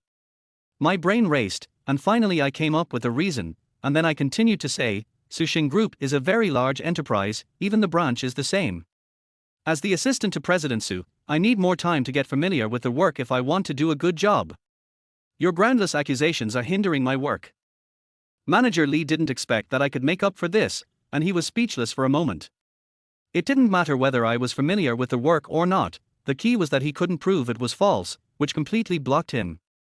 I can only say that he was too hasty to make up for it, and no matter what I said in 2 months, I couldn't make up for it. Well, groundless speculation will destroy the unity of the company and affect the company's efficiency. Su Qingcheng spoke at the right time and made a judgment on this sudden incident. If Shu Kuan is not competent for the job of life assistant, I will fire him, but if he can do it well, I think Manager Lee and Manager Jia know what they should do. Manager Lee and Manager Jia both shuddered and lowered their heads. Yes. They lost. As long as I can do my assistant job well, they will definitely lose. But where is the evaluation standard for this job? It's on Su Qingcheng. I am her life assistant. However, when I saw them all casting cold glances at me, I knew that they would definitely not wait quietly for their failure to come. Chapter 11: A Good Dog. Although Su Qingcheng will give me some slack, I don't want to be as lazy as before. If something like this happens again, I will be in a passive position again. And I can learn a lot from this position. If I asked Su Qingcheng to give me some work before, I don't think she would refuse. I should blame my easygoing personality. In fact, what I did before, such as accompanying Su Qingcheng for drinks and chatting, could be regarded as being on standby for the president 24 hours a day, but it was not convincing to say that it was the work of a personal assistant, so I took over part of the work that Su Qingcheng's secretary was responsible for arranging Su Qingcheng's schedule. To put it simply, it was just phone calls and communication. But it was not an easy job. I was so busy on the first day that I made a lot of jokes. At noon in the cafeteria, Manager Lee walked around my table. The contemptuous smile on his fat face made me angry. Pressure and anger made me quickly adapt to the job. If I hadn't joined Nightingale, I would have been a salesperson. I was confident in this aspect. And I didn't waste my time at Nightingale. The male host job helped me develop my communication skills. In less than a week, I was able to handle the work of scheduling. While doing these tasks, I also had to accompany Su Qingcheng to drink and make her happy. I don't know why Su Qingcheng didn't care about my work and didn't give me any guidance. I was afraid and didn't dare to ask her anything. Who knows what this witch is thinking? Who dares to say that he can see through her? Seeing that I had basically secured the position of life assistant, Manager Lee and his team could not sit still and began to exert their strength. Only then did I realize that Su Qingcheng's secretaries were not of the same mind, and some of them stood in the camp of Manager Lee and his team. The result of this effort was that the schedules handed over to me had obviously more communication difficulties. Your job is to chat with me and make me happy. It's not about scheduling. Do you understand? One day, because I was immersed in work and did not answer her in time, Su Qingcheng pulled me into the lounge in the office and slapped me mercilessly. If I don't do these jobs, I must leave Sushin Group. I was confused by this slap and even more by Su Qingcheng's words. What does that have to do with me? Su Qingcheng raised her head proudly. I was a little confused about Su Qingcheng's purpose. She even threatened me with Nightingale in order to get me to her side, but when I tried hard not to leave her side, she was adding insult to injury. What on earth was she thinking? Could it be Do you like seeing me embarrassed so much? I said this with difficulty. Unexpectedly, Su Qingcheng came over to me all of a sudden, with a confused expression, holding my waist with her left hand, and gently stroking my cheek with her right hand, muttering, "Yes, I just like seeing you embarrassed." She looked so fragile and beautiful, like glass, that I was fascinated by her for a moment. But when I thought that she actually saw the shadow of another person in me, and that she was so obsessed and crazy for another person, I felt a little uncomfortable. After that day, I became more careful and never gave Su Qingcheng any chance to cause trouble to me. Su Qingcheng had a stern face all day long, and I couldn't tell if she was unhappy because she didn't see me embarrassed. But she would always give me surprises, such as suddenly asking me to accompany her to a banquet. Of course I knew what kind of banquet it was. It was also arranged by me on Su Qingcheng's schedule. It was a charity banquet that gathered all the tycoons in this city. Usually, Su Qingcheng would bring her most trusted female secretary with her for such events. But this time, she suddenly asked me, her life assistant, to go with her, which made me fulfill my duties as her life assistant. Seeing my surprised expression, Su Qingcheng laughed happily. I didn't care to be angry about this matter, but was just worried about whether I could do it well. The big man at the banquet was ranked among the best in the country. If I lost face there, I would not be able to find any decent job in this city. The banquet was no different from what I saw on TV. Food was placed on the tables for people to help themselves, and the wealthy chatted with each other over glasses of wine. Su Qingcheng left me aside and went to socialize. I stood in the corner, swallowing my saliva and thinking about whether to eat something, while collecting business cards. Although Su Qingcheng's life assistant was not a second generation, she was also someone worth giving a business card to. Are you the employee who dares to diss your boss? A frivolous-looking young man walked towards me, speaking contemptuously and arrogantly in words that could not be understood by anyone other than the person involved. Excuse me, who are you? I asked instead of answering. You don't even recognize me. I am Su Qingcheng's younger brother Su Wuher. The young man showed an impatient expression. I see. But Mr. Su is wrong. My boss is not Manager Li. I am the president's personal assistant. An old employee who dares to confront Su Qingcheng, plus a brother who calls his sister by her name. It seems that Su Wuher is the support of the two managers. Such analysis appeared in my mind quickly and naturally, which made me feel a little incredible. It seems like Su Qingcheng has found a good dog. Su Wuher looked me up and down and said sarcastically. Yes, I am the CEO's dog. I could see that this dude was not only trying to step on me, but also trying to provoke me to fight back, giving him an excuse to deal with me. The reason he did this must be to prevent Su Qingcheng from cultivating her own confidence and reduce her influence in Su Xin Group. So I simply admitted what he said and shut him up in one breath. Sure enough, Su Wuher was speechless for a while. Suddenly, he showed a suspicious expression and looked at me carefully. Strange, it's really strange. He muttered to himself, aren't you that person? But this is too similar, strange. Who is that person? I asked hurriedly, not even paying attention to basic etiquette. But Su Wuher didn't care.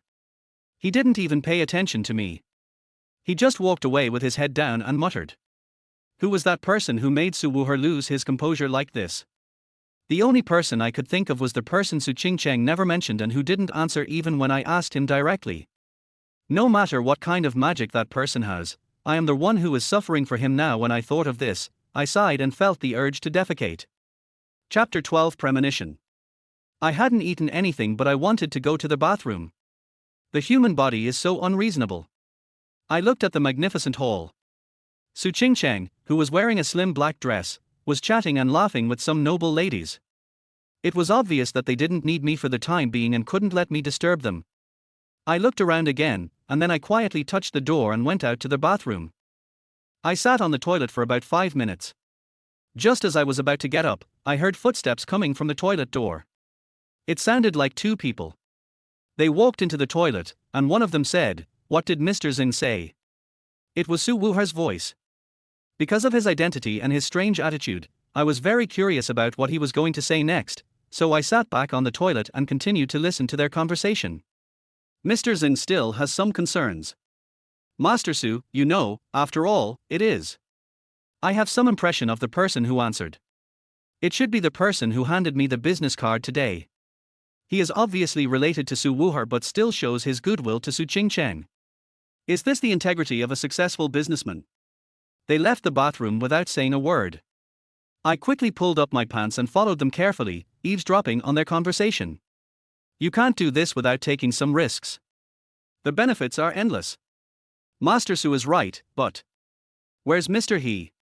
He was only willing to provide a certain level of support. Su Wuher was planning something.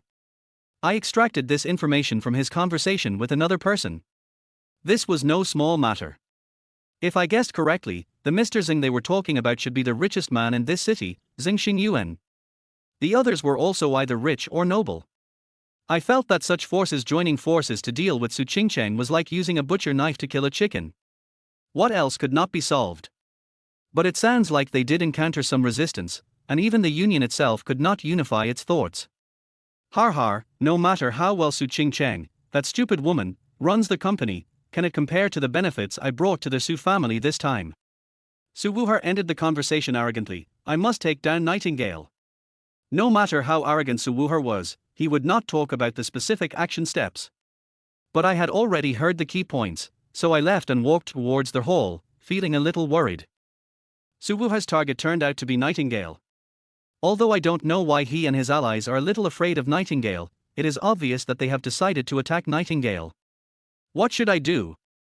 Back in the hall, I shook my head at Su Qingcheng, who was still chatting with the ladies. Obviously I couldn't ask for help from Su Qingcheng. She threatened me with Nightingale. As long as Nightingale didn't collapse in her hands, she would definitely be happy to see it happen. Besides, Su Wu and his alliance may be a little cautious when dealing with Nightingale, but not when dealing with Su Qingcheng. It is impossible for Su Qingcheng to save Nightingale just because of my request. My thoughts suddenly changed and I thought of a breakthrough. The prerequisite for Su Wuher to deal with Nightingale is that Nightingale knows nothing about it. If Nightingale knows and is prepared, then Su Wuher's plan will fail. And I am a loophole that Su Wu and others had never anticipated.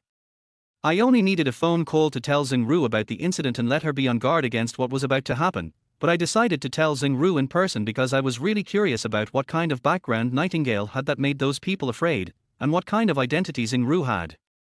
Of course, all this had to be kept secret from Su Qingcheng, and she gave me a chance after the banquet. She asked me to drink with her again, and I took advantage of her unpreparedness to get her drunk and left her in the hotel, and then went to Nightingale. Nightingale was still the same, not at all nervous because of being targeted. As soon as I entered the door, I saw Feng Jun patrolling the venue. His eyes were bright and he saw me at a glance. "A Cohen. How come you have time to come and play?" I smiled at him and said, "I came to see an old friend." Then we chatted for a while. Nothing more than a few new people came, a few old people left, and Yifeng captured the hearts of a few women. After talking about the recent situation, I changed the subject. "Is Sister Ru here?" Feng Jun said she was there, and seeing that I had something to talk to her about, she continued to patrol.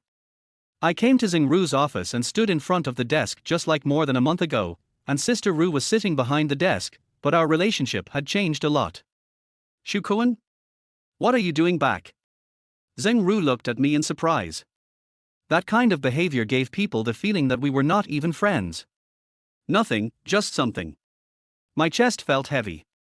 "Sit down and talk if you have anything to say." Xing Ru stood up and poured me a glass of water. "How have you been recently? Have you suffered any injustice from Su Qingcheng?"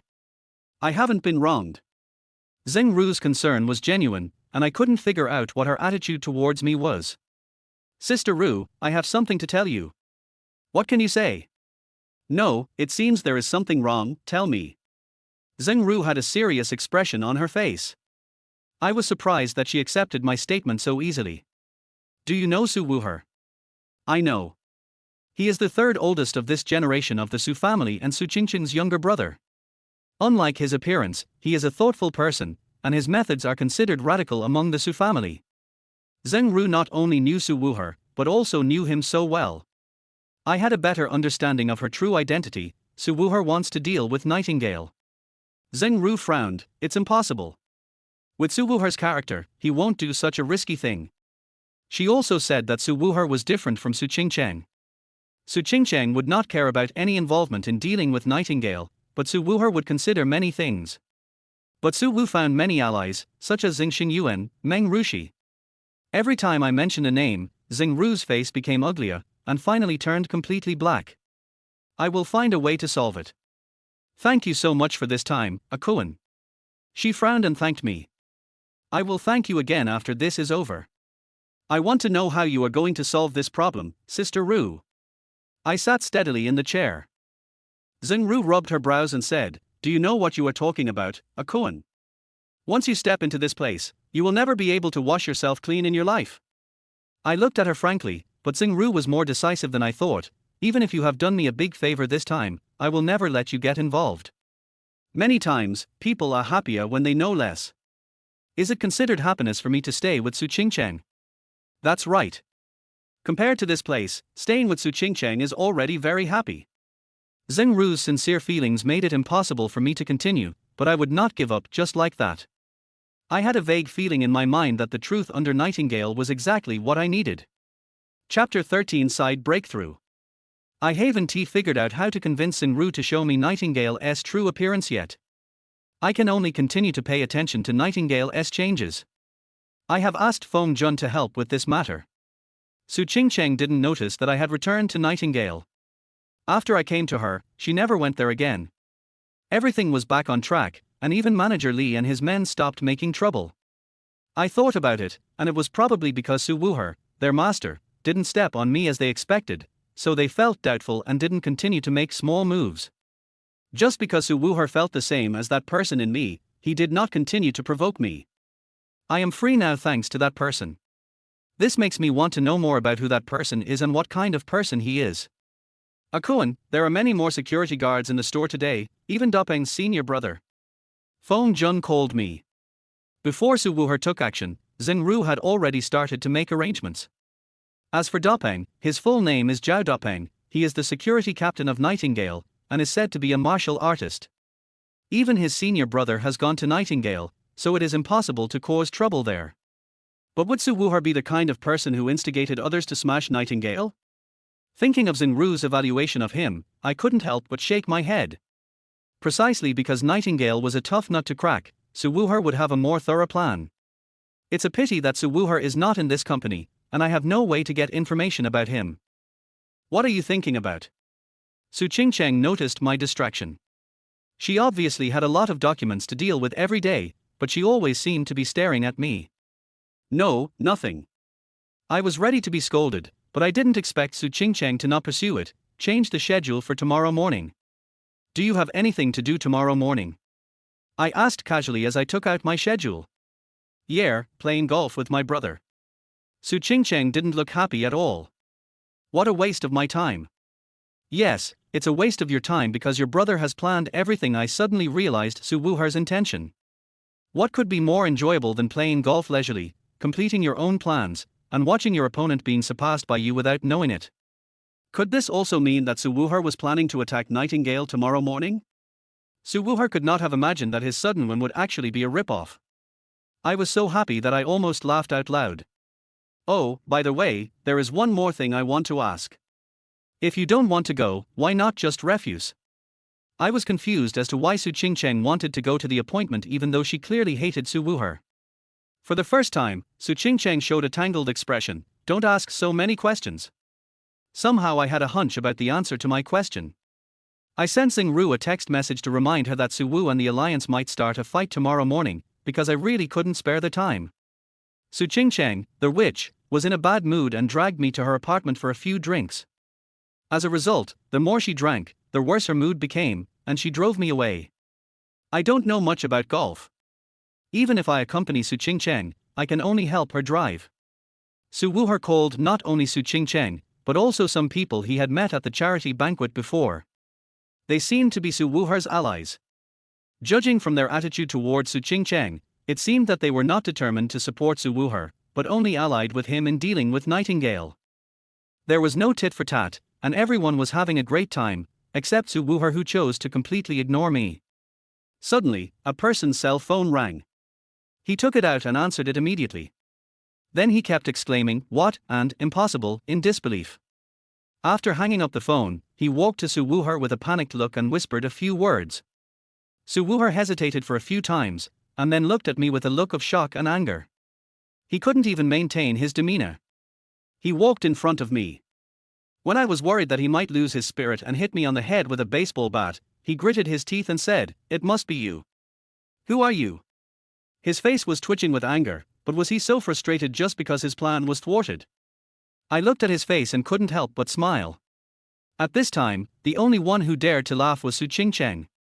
Su Qingcheng didn't laugh. After all, she knew nothing. I knew nothing, but I didn't understand why I laughed.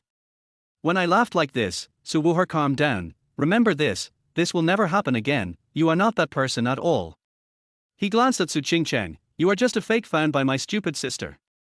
After that, he obviously didn't have any interest in playing anymore, so he threw the bat to the person who answered the phone, got in the car and left. Su Qingcheng came over and leaned on me, showing a sweet smile without caring about others.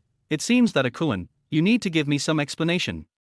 So on their way back, I told her everything about Su Wu and what I was going to do. I was confident that I could hide my lies from her, and if I lied, Su Qingcheng would definitely use Nightingale to threaten me again, so it was better not to say anything.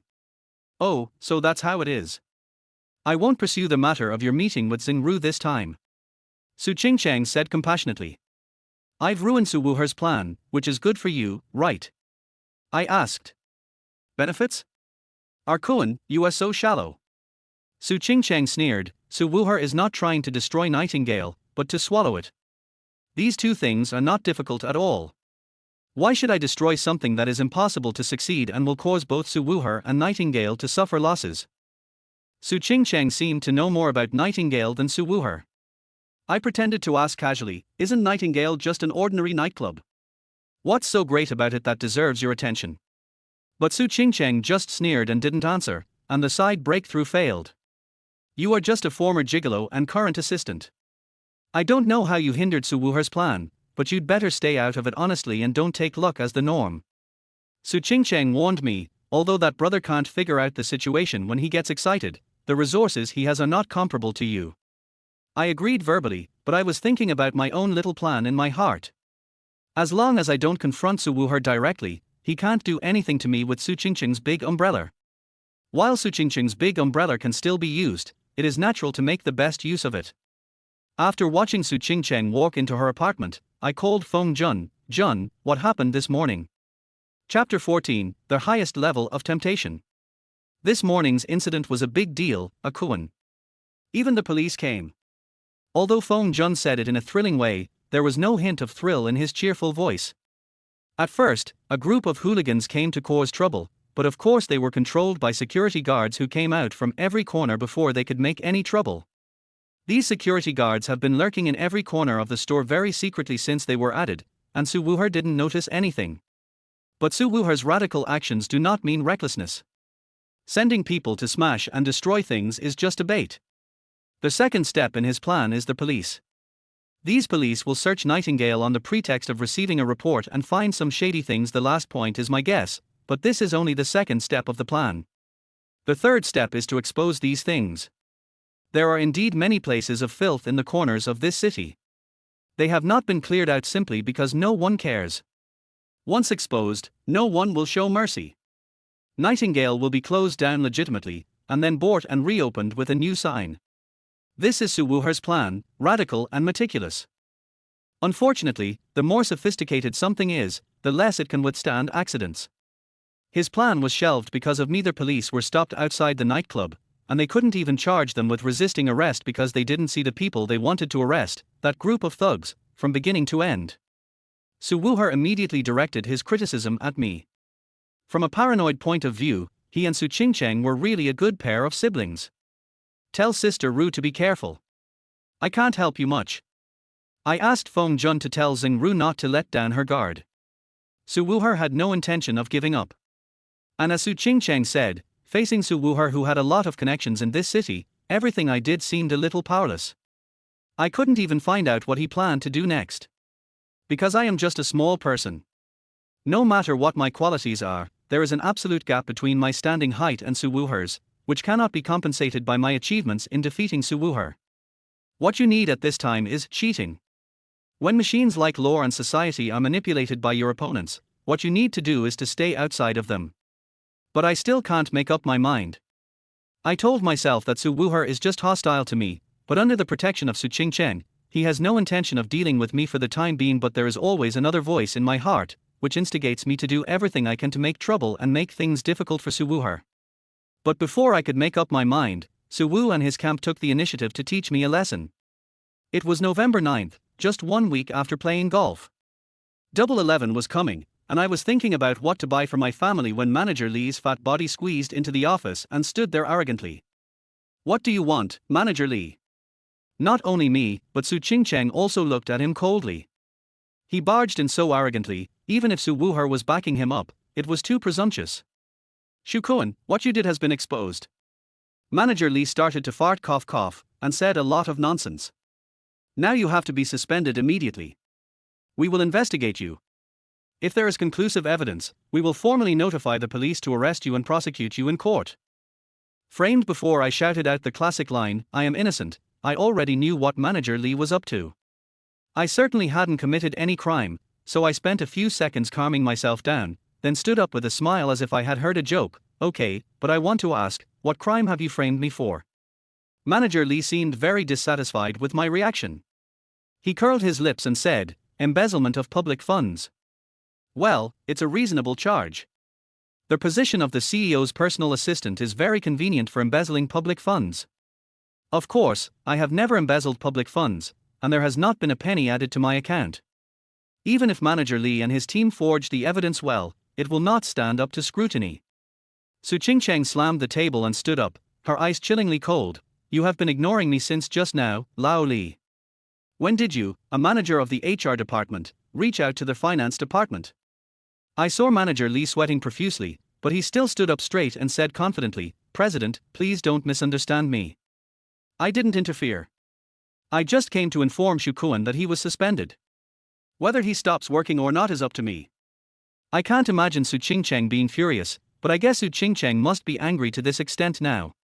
Manager Lee said with a solemn expression, "The company is not ruled by the president alone. Su Sheng's rules are in place. Shukoon must be suspended today. Is it necessary to hit it to this extent? You are really stubborn." I knew I had to leave today, so I turned to Su Ching-cheng and said, "Then I'll temporarily suspend my work, just like taking a long vacation." Then I turned back to Manager Lee and said, "I hope Manager Lee can clear my name as soon as possible.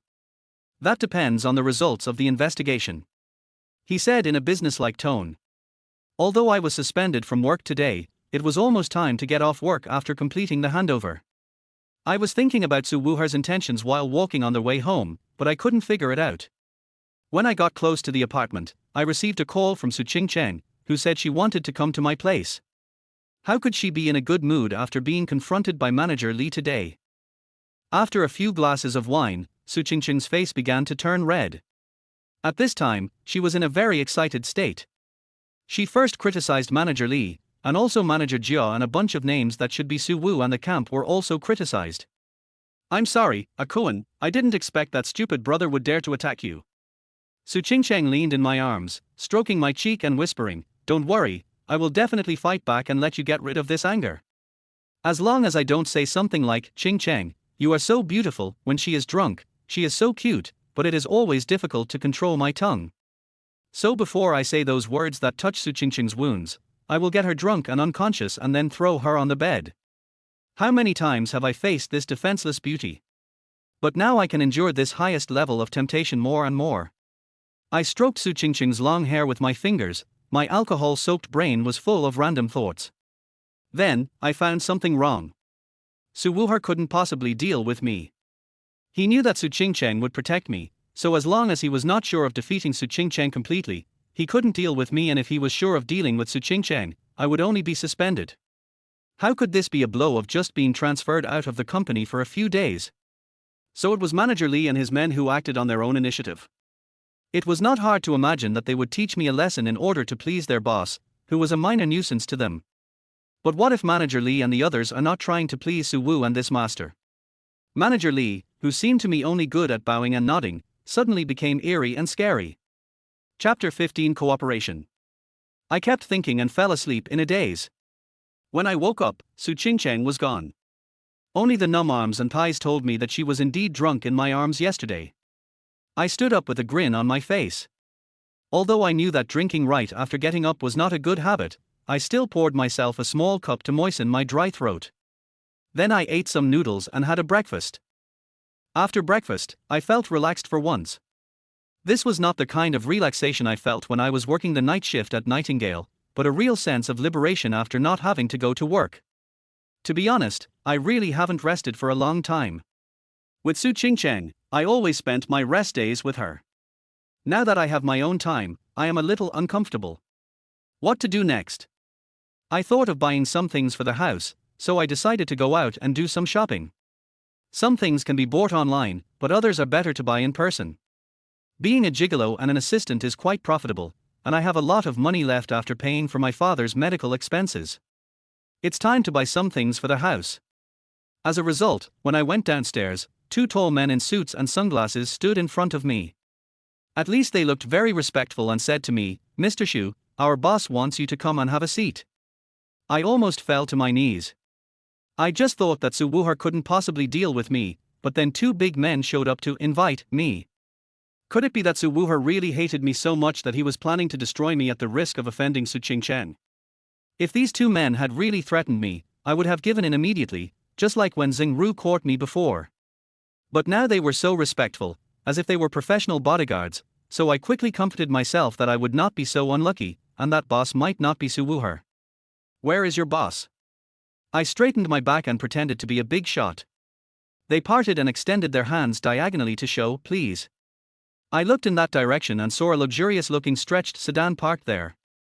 Although I don't know much about cars, I could tell that the owner of the car was Zheng Xingyuan, the richest man in the city. It had appeared in various local news and had been through many battles. "Zheng Xingyuan wants to see me." I am a little scared, but more confused. Zheng Xingyuan is undoubtedly Su Wuher's ally, but Su Wuher is unlikely to use these allies to deal with me, and these allies are unlikely to obey Su Wuher's requests, let alone a person like Zheng Xingyuan. He should not have any relationship with me from the beginning to the end. I had no choice but to walk towards the car. Two big men followed closely behind me, completely eliminating my chance of escape. Zheng Xingyuan is not young anymore. In fact, he just celebrated his 60th birthday last year, but he has taken good care of himself and looks about 40 years old. He has an ordinary appearance, but his pair of shining eyes make a deep impression. I wonder how Mr. Zheng has time to meet a small person like me. I asked straight to the point as soon as I sat down. Zheng Xingyuan leaned on his cane with a strange smile on his face. "Mr. Xu is not a nobody. He was able to make Su Wu and a famous young master suffer without knowing where he had gone wrong. The last person who did this was his sister Su Qingcheng. In fact, it was just because I overheard them accidentally. I thought that no one would believe this excuse, so I accepted Zheng Xingyuan's compliment without changing my expression. No, Mr. Zheng, you are too kind. Are you coming to me to vent your anger on your ally?" Zheng Xingyuan nodded and shook his head. "Mr. Xu knows a lot, but I don't have the leisure to comfort a failed young man. It's really good to say this about your allies. We are very dissatisfied with Su Wuher." Zheng Xingyuan interrupted me by tapping his cane heavily, and his words made me open my mouth wide. "Excuse me, the we Mr. Zheng mentioned refers to." I couldn't believe that this was a mistake Su Wuher would make, even though he and I had only met twice and had exchanged no more than 10 sentences, but Su Wuher, who was so meticulous that he didn't give Nightingale any chance to turn things around, would not even appease his own ally. "Yes, we are some of Su Wu and his allies." Zheng Xingyuan nodded. "We don't even need to hide our dissatisfaction with Su Wu, he himself knows it very well." "Then why would he believe you? It's right not to contact people who are dissatisfied with you. I don't believe Su Wuher would be stupid enough to create hidden dangers for himself. It's easy to win his trust, as long as we don't try our best." Zheng Xingyuan's words are right. Since you know your teammates are not serious, it's normal for them to be dragged down. It's strange that someone who hates you would still try his best to do things for you. Even so, I don't think this is enough to justify your betrayal of Su Wuher. Betrayal, I guessed Zheng Xingyuan's intention. He contacted me, the person who hindered Su Wuher's plan and represented Su Qingcheng's attitude, and expressed his dissatisfaction to me, just to betray Su Wuher. That's because neither you nor he knows how dissatisfied we are. If he hadn't been in the car, the excited Zheng Xingyuan would have probably started waving his cane. Su Qingcheng is just running the company quietly, But when did Xuanqing get the turn of a brat who is still wet behind the ears to make decisions? A powerful dragon cannot suppress a local snake, and this powerful dragon is not necessarily stronger than the local snake. I pondered over Xing Xingyuan's words. Before I could react, Xing Xingyuan continued, especially this time, Su Wuher actually wanted to attack Nightingale of Xuanqing. If his plan failed, he could just run away. But we have to face those revenges, and even Su Qingcheng can't leave. After saying that, he became friendly again. I think Su Qingcheng also expected this, so she sent you to destroy Su Wuher's plan, right? This change of expression made me speechless, and Xing Xingyuan's words also told me that he didn't know that I had worked at Nightingale before, and thought that I was representing Su Qingcheng to participate in their struggle between siblings. Of course, I really wanted to ask Xing Xingyuan what Nightingale was hiding, but wouldn't it be completely exposed if I asked it like this? So I lowered my voice and said, this matter is called a win-win situation, but in fact, Su Wuher must have taken the lion's share. You are willing to take such a big risk for just a few leftovers. His greed is really too ugly. Mr. Xu, since you said that, I guess we have reached a consensus, right? Xing Xingyuan smiled happily, but I really couldn't tell how he felt. I could only nod my head heavily, yes. We can cooperate and make Su Wuher fall flat on his face together. Chapter 16, Empathy. Xing Xingyuan's sudden invitation was so timely that it's hard to describe it as a timely help. I can only say that Su Wuher is too conceited, thinking that there is nothing he can't do with the name of Su Xing Group. Others are not fools, why should they accompany you, the young master of the Su family, to take risks? If a sampan can only save one person in the vast ocean, others will kick you off even if you are the king's son. If Su Wuher wanted to fight against Su Qingcheng, he had to quickly achieve more achievements than Su Qingcheng, but he missed the right time. Xuanqing was not the base camp of Su Xing Group. Even if there was a branch here, the branch was basically Su Qingcheng's territory. It was an away game and there was no geographical advantage in order to deal with Nightingale. Su Wuher used the name of the Su family to carry the momentum, but in fact many people were forced to join his camp by this momentum, and no one joined him. Previously, it was only because the momentum was too strong that it had an unstoppable effect. Now that I have appeared, someone who has frustrated Su Wu and Feng Mang, this momentum should also stop. As for whether I would offend Su Wuher, judging from his previous behavior, he will not let me off easily. I have nothing to be afraid of. After Xing Xingyuan and I reached a consensus, he immediately revealed Su Wuher's next plan to me. If the previous plan was for Su Wuher to gather the raging waves and hit Nightingale hard, then this time he simply used the explosion to flatten the earth. This was another radical and meticulous plan. If Nightingale was only prepared to the same extent as before, she would be directly hit. After getting off Xing Xingyuan's car, I went straight to see Xing Ru and told her about Su Wuher's plan. Xing Ru looked very distressed, but she still agreed to the solution I proposed. A few days later, a piece of news about prostitution in a nightclub was suddenly exposed, and within a day it developed to a level that shocked all the people in Xuanqing. A massive campaign to crack down on pornography and illegal publications began. Su Wuher's move is really big. Watching the news that was almost scrolling, I took a sip of tea. Last time it was the police, this time it's the police again. Su Wuher really knows Nightingale's weakness. Xing Ru sighed, and looked at me with a much softer look in her eyes. This time it's all thanks to you. Thank you, Akuan. Last time we were able to block the police at the door, but this time it won't work, so I told Xing Ru to just lock up Nightingale for a few days so that the police can have a cold shoulder and not find a reason to close the door without even a person there. Whose pornography are you going to crack down on, or who are you going to punish? A nightclub cannot be closed so easily. There are many things that go into it, and I really helped Xing Ru this time. Now I am at her house after a long absence. Unlike last time, I came here as an invited guest. Sister Ru, you're not going to just say thank you to me, are you? I leaned back on the sofa, looked at her and asked half jokingly. Xing Ru puffed out her chest and said, then how do you want me to thank you? Her charming temperament made me unable to control myself. But when I thought that if I really did something, Su Qingcheng would not only castrate me but also lock me up for 10 days or half a month, I instantly became weak. And I really couldn't do such a thing as repaying a favor. Then you must cook a few good dishes to reward me at noon. I turned my head away and didn't dare to look at her again. Xing Ru exhaled, well, okay. Su Wuher's network of contacts is really huge, so huge that even though many people are dissatisfied with him, I still feel disgusted with him. Zheng Ru is similar to me and started complaining about this matter again at the dinner table. The police are the country's violent machine. It is really not good to let them use public resources for personal gain, I said after swallowing the fried kidney in my mouth. Seeing Zheng Ru's puzzled expression, not knowing what I was talking about, I began to explain. Su Wuher's method seems to be no different from last time. It's just that his plan failed at the second step last time. This time, he successfully set off a big trend, but there is a fatal loophole in it. The people's trend is water, while the police's trend is oil. This time, the trend is entirely made up of police, and people are just spectators, and once oil is ignited by fire, it will burn thoroughly on the water. As long as this fire is lit, Su Wu's connections with the police will be cut off. I raised my left hand and clenched it suddenly, as if I had really cut a thread. Zheng Ru stared at me blankly, and suddenly said, "Akuan, you have really changed a lot." I put my hand down. Is that so? I don't feel anything. At first I thought you were kind and clever, but later I noticed that you were much more decisive and courageous than others.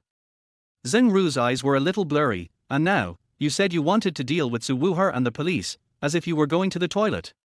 I didn't realize that I had changed, but just as Zheng Ru said, I discussed with her and Xing Xingyuan how to deal with Su Wuher in a relaxed manner. I was completely different from the little cowherd who begged her for mercy in the office. But I really don't have the slightest fear of Su Wuher. Even though I know that he is the young master of Suxing Group, even though I know that he has enormous power and can even gather a group of people in Xuanqing City, which is not his home city, I still feel that he is like a salted fish on the chopping board. Maybe my potential has been stimulated since I joined the Suxing Group branch. I made up a random excuse. After all, you see, I don't get to know these things at Nightingale. Environment changes people. Maybe I was born to be a big shot. I almost believed it myself. But Zheng Ru's eyes lit up and she didn't ask any more questions. "Madam Boss, you don't really believe it, do you? Then how are you going to deal with the police?" Zheng Ru asked another question. "Of course I can't deal with the police. I'm not a fool, and Xing Xingyuan, who secretly supports me, can't be that stupid either. You need to learn to think from someone else's perspective. This is an ability I have often exercised since following Su Qingcheng. Police crackdowns on pornography and illegal publications are good deeds that comply with moral laws and public values, but what if they turn it into a bad deed? How could this become an evil act?" Zheng Ru repeated my words casually, and suddenly covered her mouth and widened her eyes. "Of course it can be turned into a crime, as long as the public becomes private. But I am a little worried whether Xing Xingyuan will provide me with convenience. After all, these upper-class people in Xuanqing City are connected to each other. Old Liu is my old friend." Xing Xingyuan stretched out his voice on the phone. The old Liu was naturally the director of the Municipal Public Security Bureau. "So what you mean is, but my old friend has gone astray, and I can't just watch him get deeper and deeper into trouble." That evening, a thick document bag was delivered to my apartment. Chapter 17 Caught Off Guard. Xing Xingyuan's willingness to provide me with dirty laundry made me happy but also a little wary. After all, he did not hesitate to sell out his old friend in order to consolidate his position as the top leader of Xuanqing. I am sure that he will sell me out to Su Wuher after Su Wuher's complete failure. Of course, this is meaningless, because Su Wuher will put the blame on me anyway. Su Wuher's first plan was to drown the Nightingale with the vast ocean of people. He probably never thought that one day he would be tricked by this trick. I sent it anonymously to several newspapers and websites, but I didn't expect them to publish it directly and exaggerate it. It seemed that they didn't care about offending the police at all. In fact, in this era of rapid development of the internet, before the police in Xuanqing City could react, the eyes of the whole country had already been cast on this city, on the director who used the crackdown on pornography and illegal publications to solicit bribes. Of course, this was fabricated by the reporter and the editor. In fact, it was just that Director Liu did not close down the nightclubs that had paid the relationship fee before. He knew that Su Wuher's target was Nightingale, and probably didn't care about these details. Of course, there were other contents in the scandal. Although he was not sent to jail, at least he was not qualified to be the director of the Public Security Bureau. This point has been recognized by the people of the whole country, and Lao Liu stepped down. After the new director symbolically closed down the nightclubs that Lao Liu protected, the massive anti-pornography and anti-illegal publication campaign soon died down. Su Wuher's help is like cutting off an arm. Xuanqing is one step closer to returning to the hands of the Xuanqing people. Zheng Xingyuan still chose to meet me in his car. This time, it's really thanks to Mr. Xu. I shrugged noncommittally. In fact, what I do is not difficult, these big guys can do it, the problem is who will do it. Even Zheng Xingyuan, who is so loud, will not easily offend the Su family, so it is my turn as Su Qingqing's spokesperson. Having the ability to make Su Wuher feel frustrated, and being Su Qingqing's man, this is really the best partner sent by God. They had already realized this at the golf course where Su Wuher lost his compliments. So I don't feel happy at all for any of them complimenting me. Before Su Wuher starts the next plan, our cooperation will come to an end, I said. Of course Zheng Xingyuan expressed his understanding. I returned to my job as a life assistant. To explain why, it seems that Su Wuher realized my existence because of his failure, and found that his subordinates had suspended me to give me time to intervene. I don't know how angry he was at the time, so much so that Manager Li had several bruises on his face. I'm back, Mr. Su. I sat down and greeted him. Call me Qingcheng. Su Qingcheng stared at me without blinking. You really like to go against Su Wuher. You actually made him so angry. Of course she didn't send anyone to monitor me, she just put the blame on me, showing the same paranoia as her brother. It's good for you too, isn't it? I tried to speak lightly because I couldn't predict how Su Qingcheng would react. Yes, it's obvious that my stupid brother suffered a huge blow this time. Grandpa didn't like his aggressive tactics and he failed. I'm afraid his evaluation will drop a lot. Su Qingcheng didn't say anything and acknowledged my contribution. Tell me, what reward do you want? Not only did he not pursue me, but he actually offered to reward me. I was stunned, but the first thing that came out of my mouth was, Qingcheng, give me a kiss. For a moment, Su Qingcheng's expression became very scary, and then the sun was shining. She smiled and said, okay. Then he stood up and walked towards me. Oh my God. The feeling of watching death approaching and being able to only sit in a chair and not escape was really terrible. I watched Su Qingcheng approaching and then, gave me a deep kiss. I stared at her with my eyes wide open. There was a hazy affection in her eyes, but I couldn't see anything in my eyes reflected in hers. When our lips parted, my heart beat so fast that I almost thought that I had really fallen in love with Su Qingcheng. I didn't love Su Qingcheng, I just liked her face and was coerced by her. I said this to myself in my heart. Su Qingcheng, who was sitting astride me, seemed to still be savoring the kiss from before. She looked at my bewildered expression and giggled again. How does it feel? Do you want it again? If you want it. She leaned close to my ear and whispered, stay away from Xingru, you are using my name. I was so naive to think that she would not pursue the matter. As she said, it was indeed a bit unfair for me to help Xingru under her name. But if Nightingale goes bankrupt, I will leave you without hesitation. I showed my determination. You helping Nightingale and you getting close to Xingru are two different things, right? She stroked the back of my neck with her slender fingers. Besides, what you said just now implied that you were close to Xingru, didn't you? I was tricked so easily, which shows that I haven't changed at all. I can't beat this witch at all with my tricks. Until the end of November, I didn't hear any news from Zheng Xingyuan about Su Wu and the action. At the January staff meeting, Manager Li apologized to me for the alleged embezzlement of public funds and the last time for whether my personal assistant fulfilled his responsibilities. The waves that had just been set off when I joined the company seemed to have come to an end. But Manager Li is not a simple manager. His every move represents his camp. He apologized to me on his own behalf. His apology represents Su Wu and his camp's compromise with me and Su Qingcheng's camp. Or is it, as I thought, that Manager Li has a bigger secret? I couldn't help but think more, because Manager Li bent down to apologize to me, and after he stood up, the look he gave me was not hatred, not ridicule, but pity. Could it be that Su Wuher really intended to attack me directly? But if that was the case, why would Manager Li's eyes be full of pity? It was a long time before I understood everything that Manager Li had hidden, and then I realized where his compassion came from.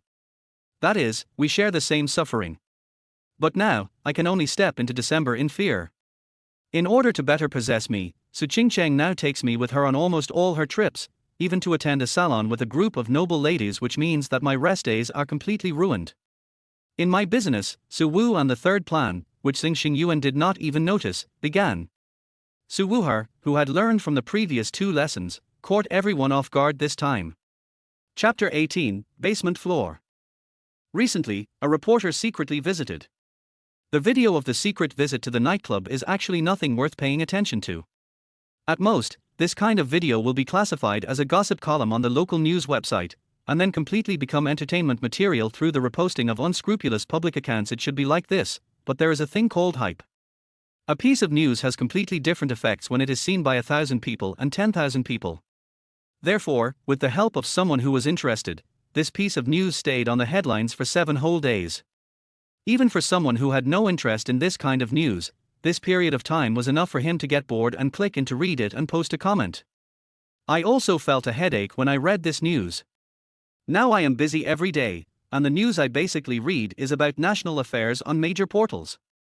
If I hadn't received Zheng Xingyuan's call, I really wouldn't have known that Su Wuher had already started the action, and it had been going on for 7 days. Even Zheng Xingyuan only noticed this because of the sudden increase in the number of people entering Nightingale, and he was also kept in the dark. There were countless noble ladies in Xuanqing who had been to Nightingale. Such a long exposure of Nightingale was also a huge blow to Su Wuher's allies. Su Wuher's plan was to simply push his allies and Nightingale into the pot and stew them together. I was at my wits' end. The first time I overheard it by chance, the second time there was this traitor Zheng Xingyuan, and the third time Su Wu and I had eliminated all the hidden dangers and were completely on guard against me. I really wanted to call Zheng Ru right away and say, "It's impossible to save her, there's no hope, just wait to die." Su Wuher is so cautious that he is invincible unless you stand at the same level as him. As a result, when I went to work the next day, Su Qingcheng looked at me with strange eyes, which made me feel uncomfortable all over. "You did it, right?" What did I do again? Without waiting for my answer, Su Qingcheng started talking to herself. "My stupid brother was scolded by my grandfather last night, and then he was told to go back and reflect on himself. Now he is no longer in Xuanqing." Me? This is obviously a good thing done by your grandfather. Why do you put all the blame on me? Since Su Qingcheng thinks it was me, then Su Wuher should also think that I ruined his plan again. If I really knew Su Qingcheng's grandfather, the old man who founded Suxing Group, would I have let Su Wuher struggle for so long? Zheng Xingyuan called a little later, his voice full of joy. "Har har, brother is really amazing. He actually got Su Wuher called back to his family, making his efforts go to waste. I'm afraid he was vomiting blood when he got on the plane. Without him stirring up trouble, our Xuanqing is finally peaceful again." Even the way he addressed me had changed. It seems Zheng Xingyuan had misunderstood me deeply. At this point, there was no point in saying anything. I could only say indifferently, "Yes, that's right, it's me, that's me." What are you talking about, brother?" "Nothing, since this is the case, our cooperation has officially ended. My identity also has many inconveniences." "I understand. If you need any help in the future, just let me know." After talking to Zheng Xingyuan for a long time, I walked out of the bathroom and sighed. Nightingale's trouble was solved inexplicably, or rather, it became a trouble for me. Am I too kind? I'll go see how Nightingale is doing in the evening. Because of Su Wuhan being ordered to go home, the pinning has been cancelled, but those curious people's harassment of Nightingale will probably continue until next year. Seeing Su Wuhan being humiliated, Su Qingcheng, who was in a good mood, took me out to eat and drink again. When I sent her back to the apartment, it was already 12 o'clock. Of course, it was still normal business hours for Nightingale. Su Wu and the half-finished plan had the effect of advertising. Nightingale's business was very good, so good that it didn't look like a nightclub at all. As soon as I entered, I saw many acquaintances accompanying guests. I didn't want to disturb them at this time. I went straight upstairs to Zheng Ru's office. Nightingale's troubles are completely solved. I sat down on the chair and smiled. Zheng Ru nodded gently. "Yes, I know, you have been working hard all the time." "No, I didn't do anything." I tried my best to keep smiling and not let the corners of my mouth twitch. "At this point, do you still want to hide Nightingale's true identity from me, Sister Ru? You can make Su Wu and Wu Wu helpless, but you don't know the true face of Nightingale at all. I really can't see through you, Akuan." Zheng Ru tapped the table lightly with her fingers. "But like you said, if it were you, you should be able to control yourself." She stood up and took down an oil painting on the wall, then moved a few books on the bookshelf. The wall behind the oil painting suddenly opened, revealing a safe.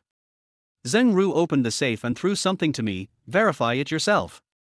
I caught the thing she threw to me. It was a small gadget similar to an electronic token. I pressed the screen with my thumb. It made a beeping sound and a blue indicator light flashed a few times. Authentication is successful. Put these on and I'll take you wherever you want to go. Zheng Ru opened the closet again, took out a black hooded robe and a half-face mask and handed them to me.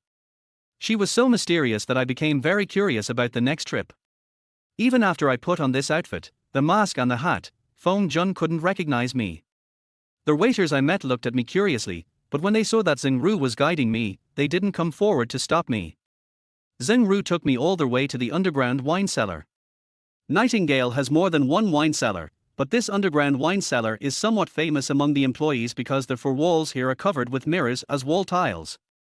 What is unexpected is that these mirrors are actually used to create a visual area deep in the wine cellar. There is an entrance openly placed there.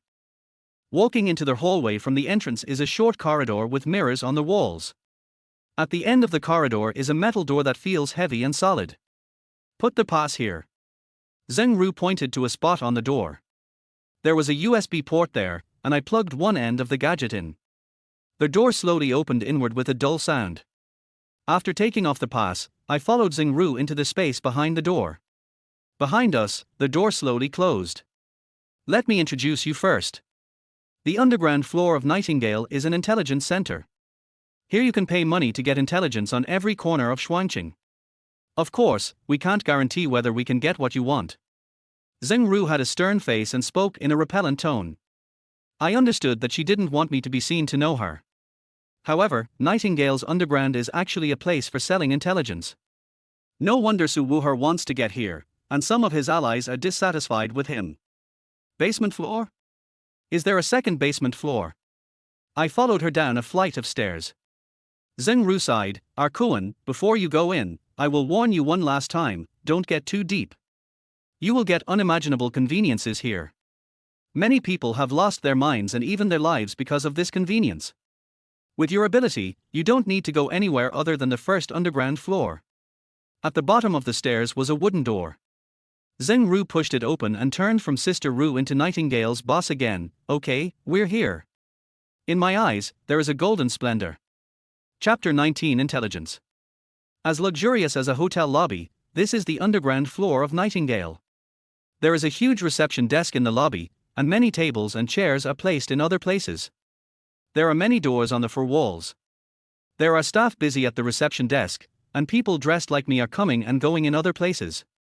Everyone is whispering, so there are obviously hundreds of people in this lobby, but there is a kind of suffocating feeling of boredom. Isn't this Sister Ru? You've been making a lot of news recently. We all thought that Nightingale was going to change its owner. A short, skinny middle-aged man suddenly appeared from nowhere. What surprised me was that he had no disguise at all. His exposed face looked a little cunning, with a thief's light in his eyes. He was talking to Zheng Ru, but his eyes were always looking at me. Who is this? You, a big shot, have to bring him down. You should know whether the Nightingale will change its owner, He Wenju. Zheng Ru said coldly, this guy is here for the first time. I advise you not to provoke him.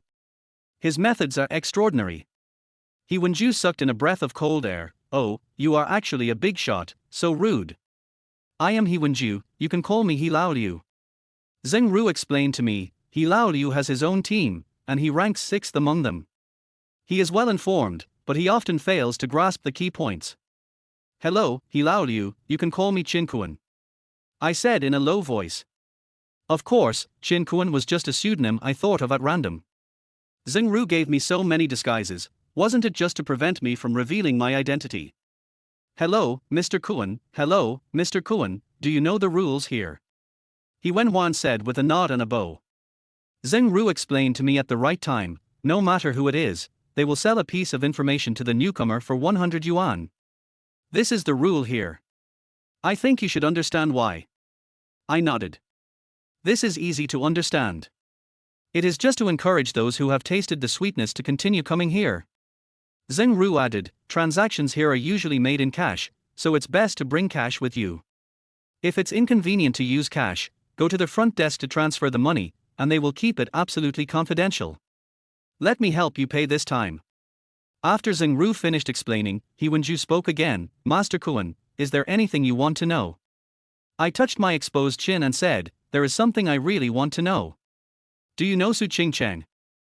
He Wenju answered without hesitation, I know.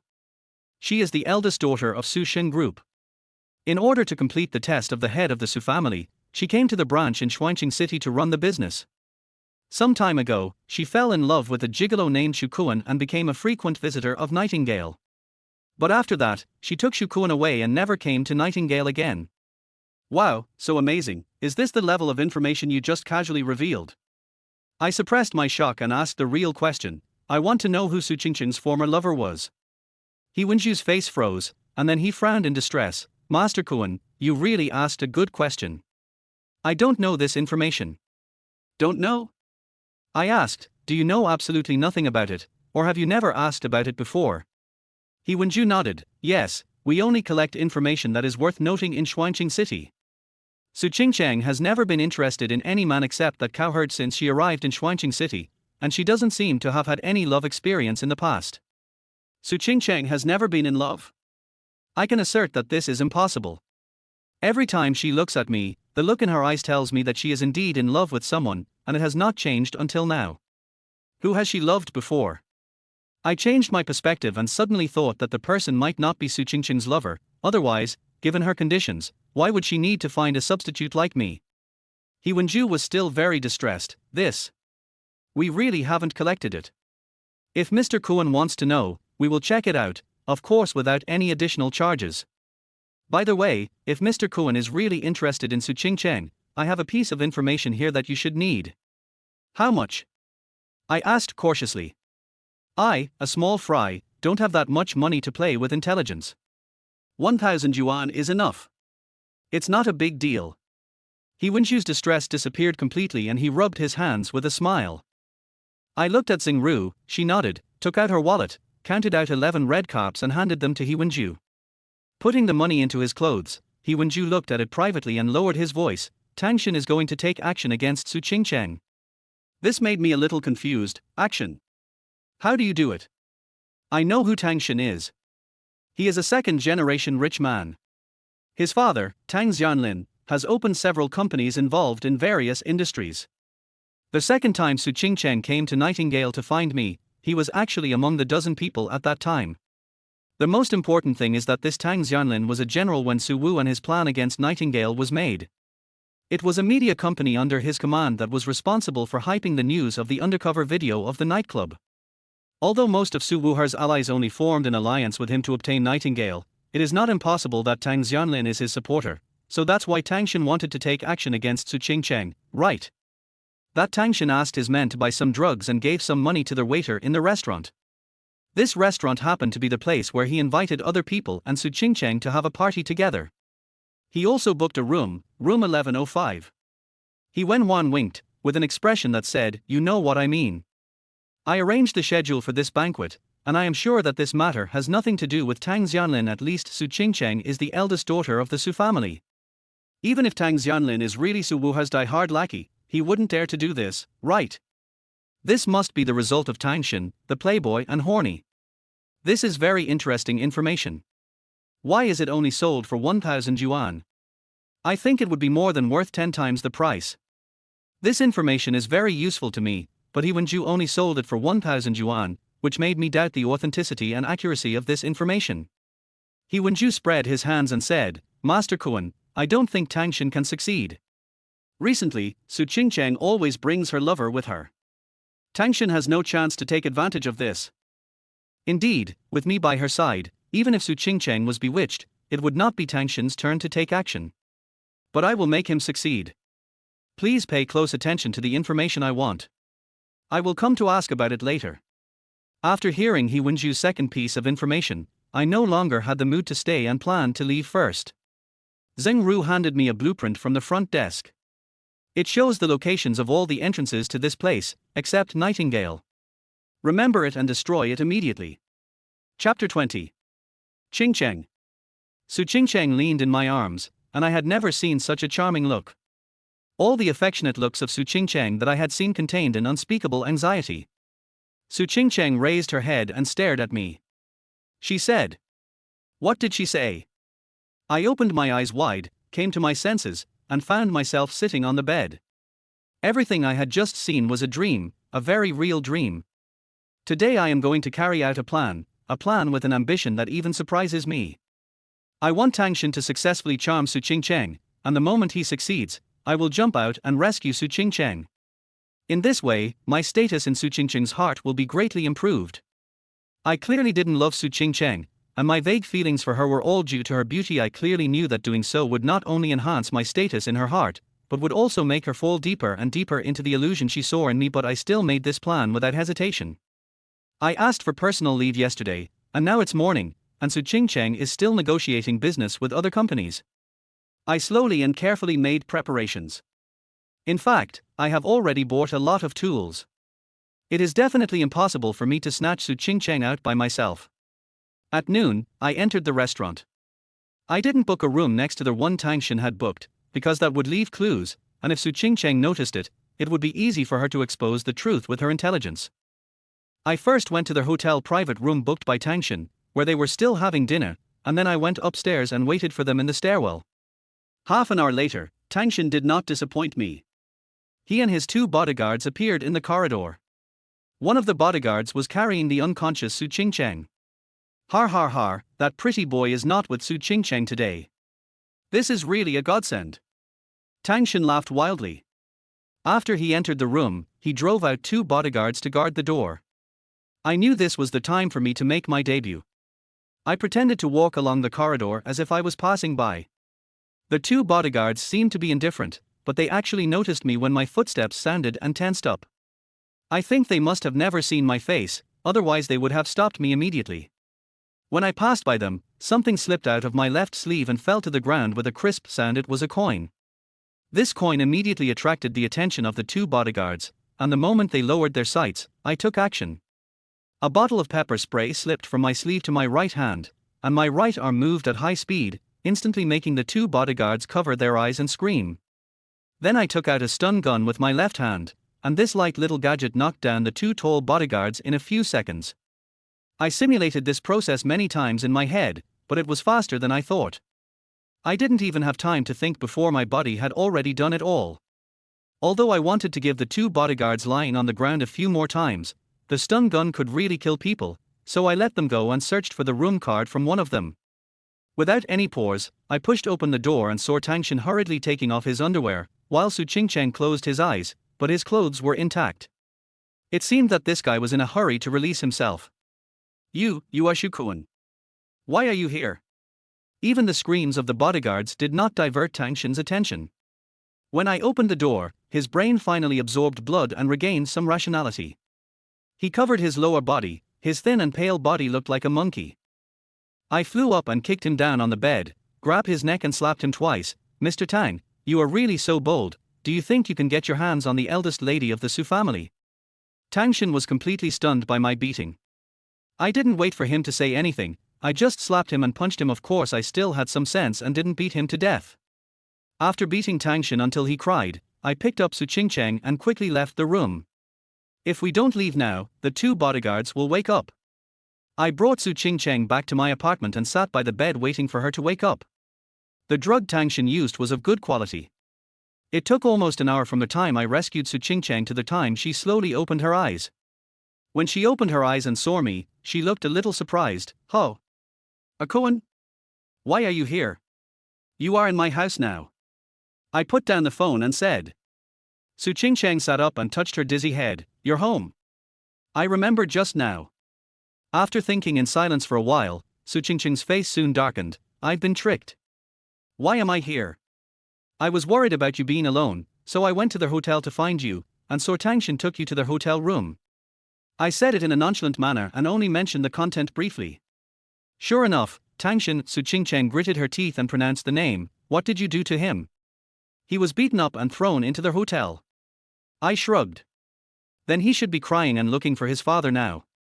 Su Qingcheng sneered. "Call Xingxing Yuan and ask him to call Tang Xianlin out." Su Qingcheng knew that I had contact with Xingxing Yuan.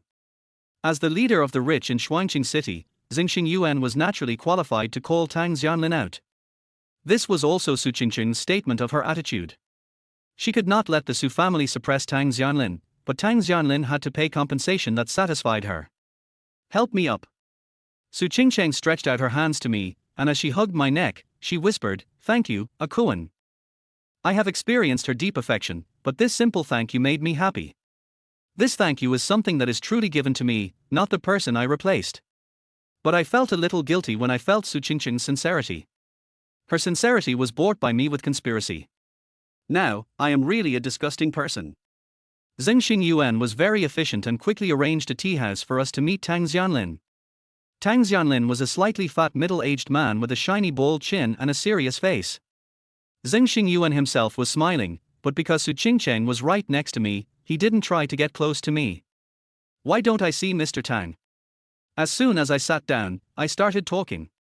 "My son was taught a lesson by Assistant Xu, so he can't see anyone," Tang Xianlin said in a sullen tone. "I'm afraid Mr. Tang is ready to send him abroad," Su Qingqing said sarcastically. Tang Xianlin remained silent.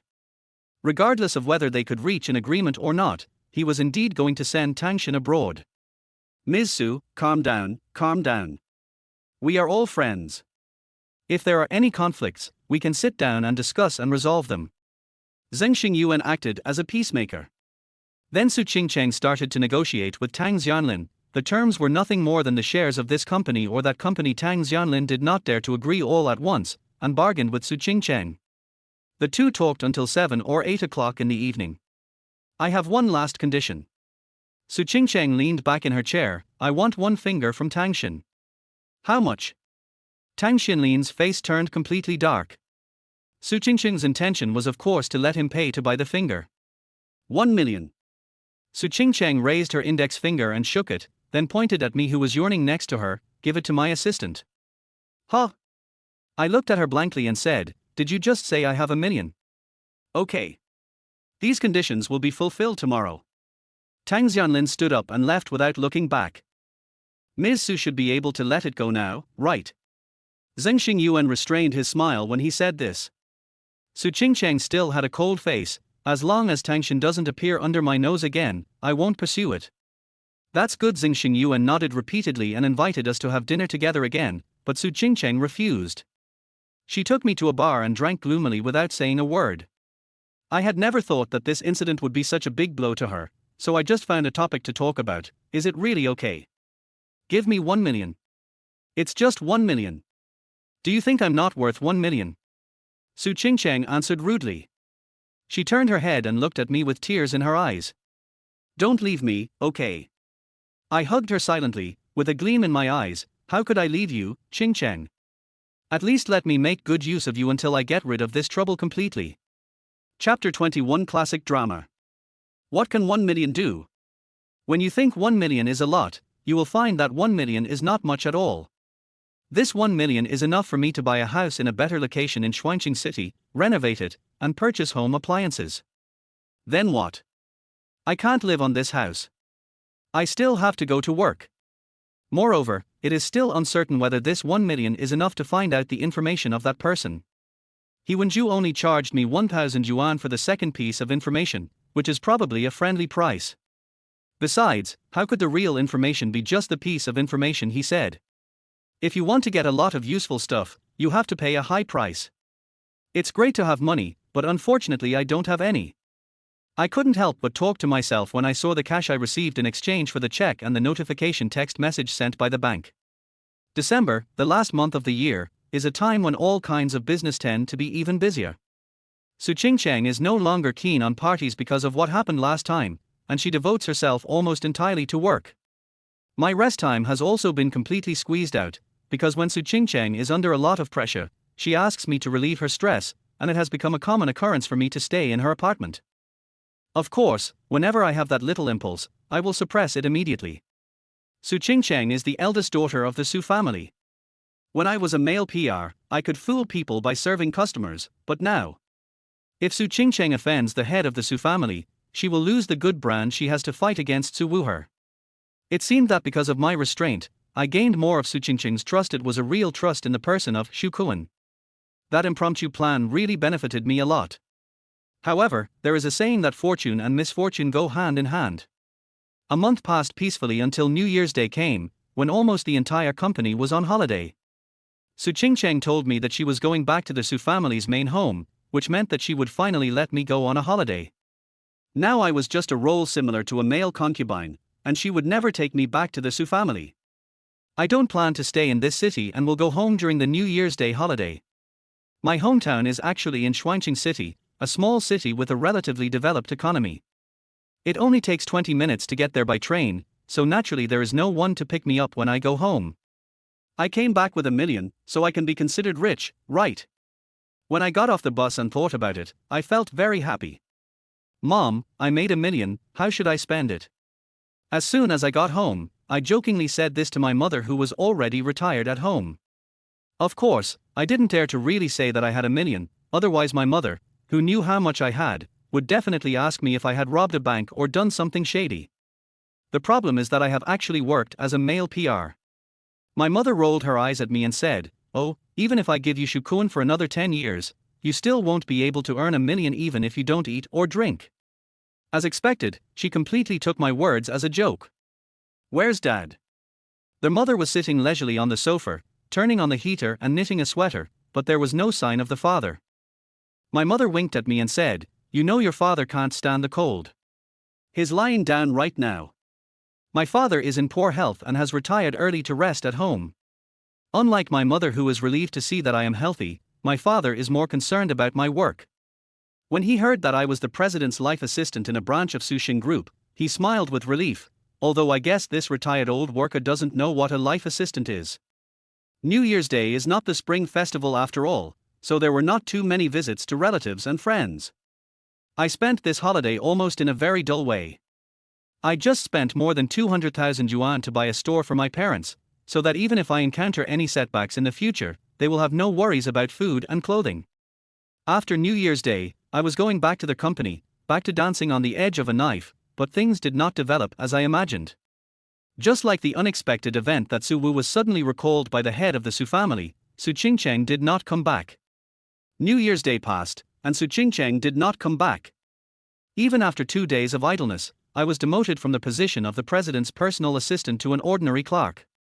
This was the order of the new president, who looked indifferent and contemptuous.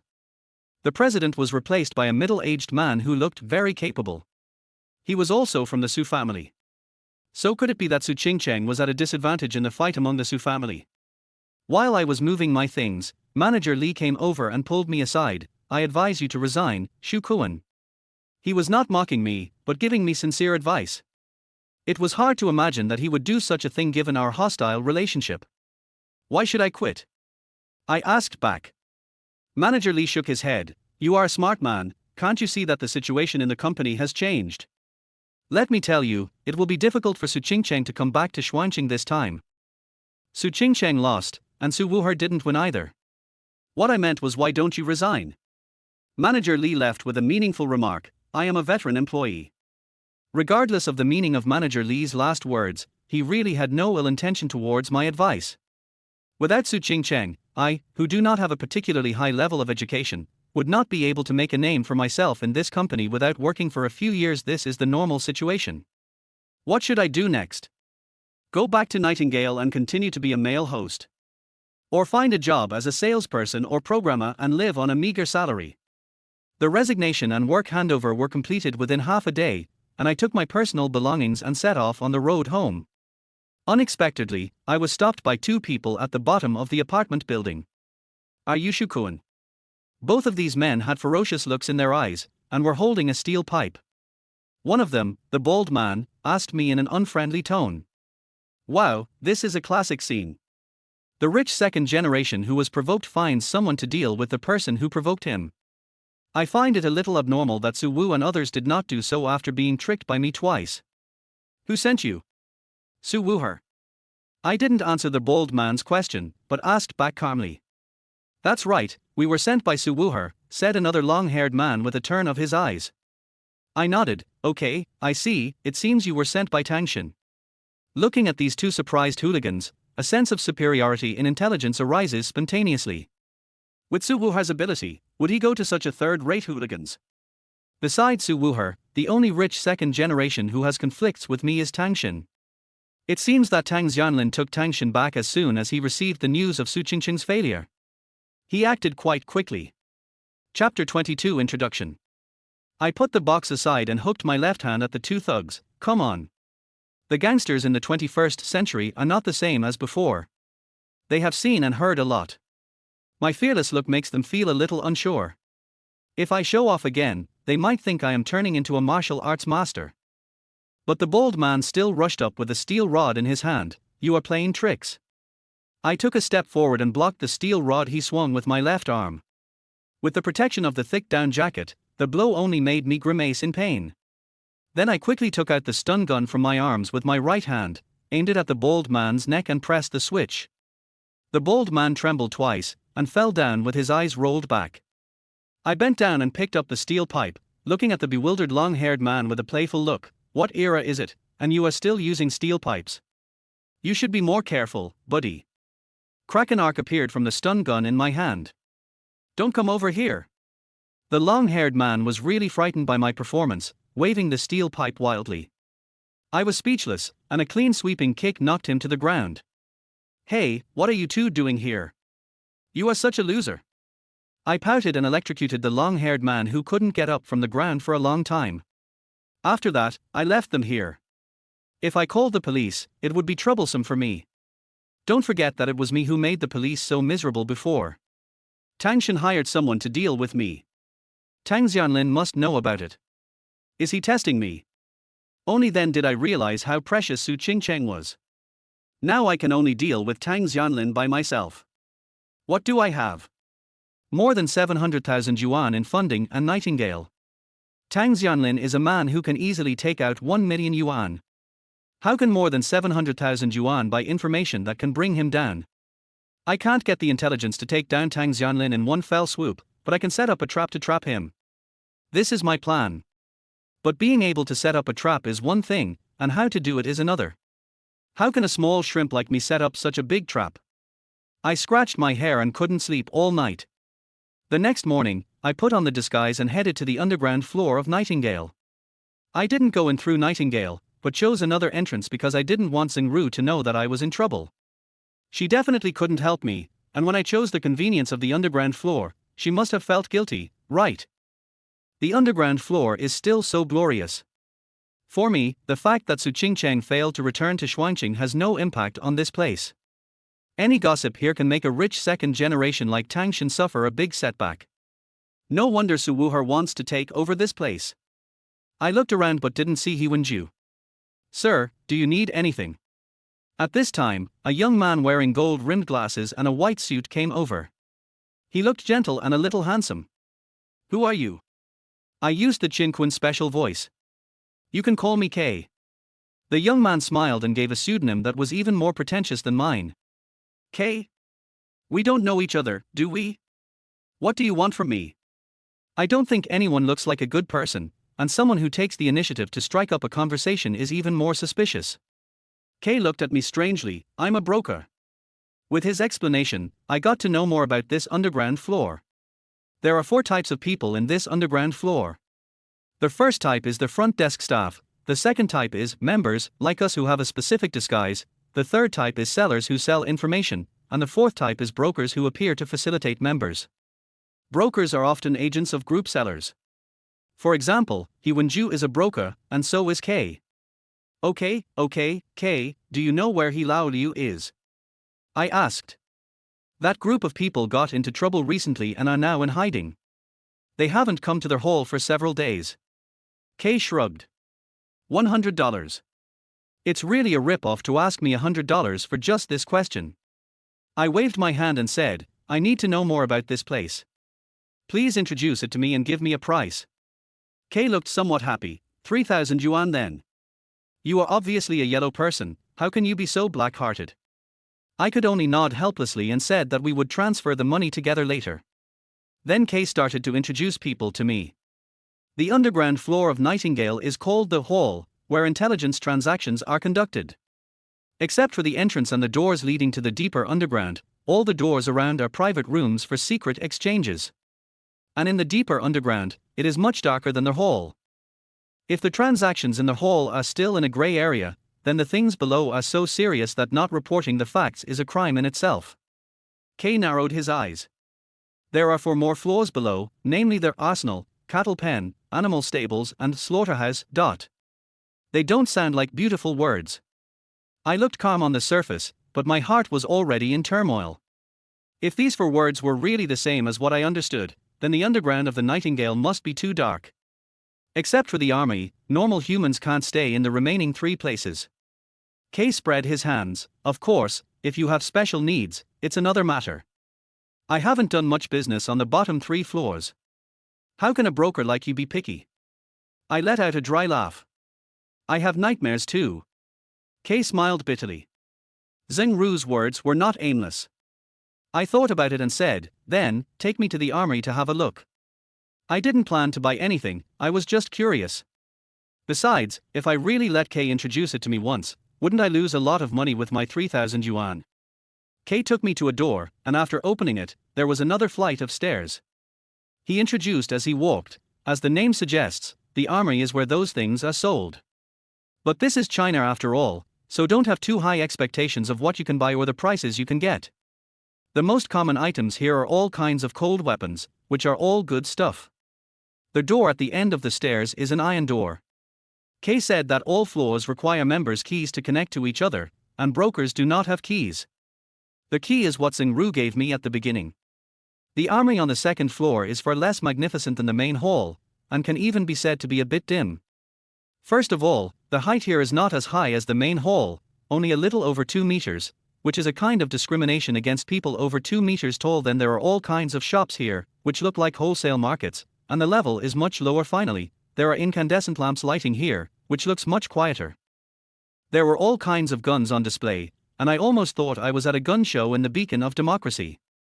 Kay waved his hand and said, all the long guns here are air guns.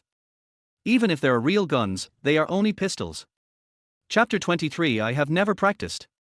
In terms of power, air guns can hardly be considered real firearms, but I also saw crossbows, which are absolutely banned items in this country. If you want to buy a real weapon, I recommend you buy a revolver. This type of gun is relatively cheap, and the highest transaction price is only more than 10,000 yuan. Kay introduced, in fact, the most expensive thing is not the gun, but the bullet. The smallest caliber pistol bullet exceeded 1,000 yuan per round last month. Wow, bullets are only a few cents a round in the beacon of democracy, hundreds of times the profit. No wonder they sell guns cheaper. Guns are only a few dozen times more expensive. And for an untrained person to be able to hit a target, the bullets he needs would probably cost tens or even millions, and that's just for pistol bullets. This is simply a money grab. I complained in my heart and shook my head. I'm not interested in guns. Is there anything else you can recommend? Then Kay really took me around and recommended a lot of things to me, which made me fully realize that I am a poor bastard. I can't afford anything. No, there are still some things I can afford, that is, those knives, guns, sticks and clubs, each of which costs only a few thousand or 10,000. You can't find any garbage below these prices in this place. I thought I should buy something, otherwise I would fail to show off in front of this Kay. Kay took me to a knife shop, and he said the owner was a collector and had a lot of good stuff. I walked in and saw that even an amateur like me was almost blinded by the sight. There were Damascus steels here, samurai swords there, epis and foils everywhere, and those small sabers looked a little inconspicuous. The boss lazily sat behind the counter flipping through a foreign magazine and ignored us. Kay went over to chat with him, while I looked around. Suddenly, I saw a few umbrellas and took one out to look at them. Lao Dao, why are you still selling umbrellas here?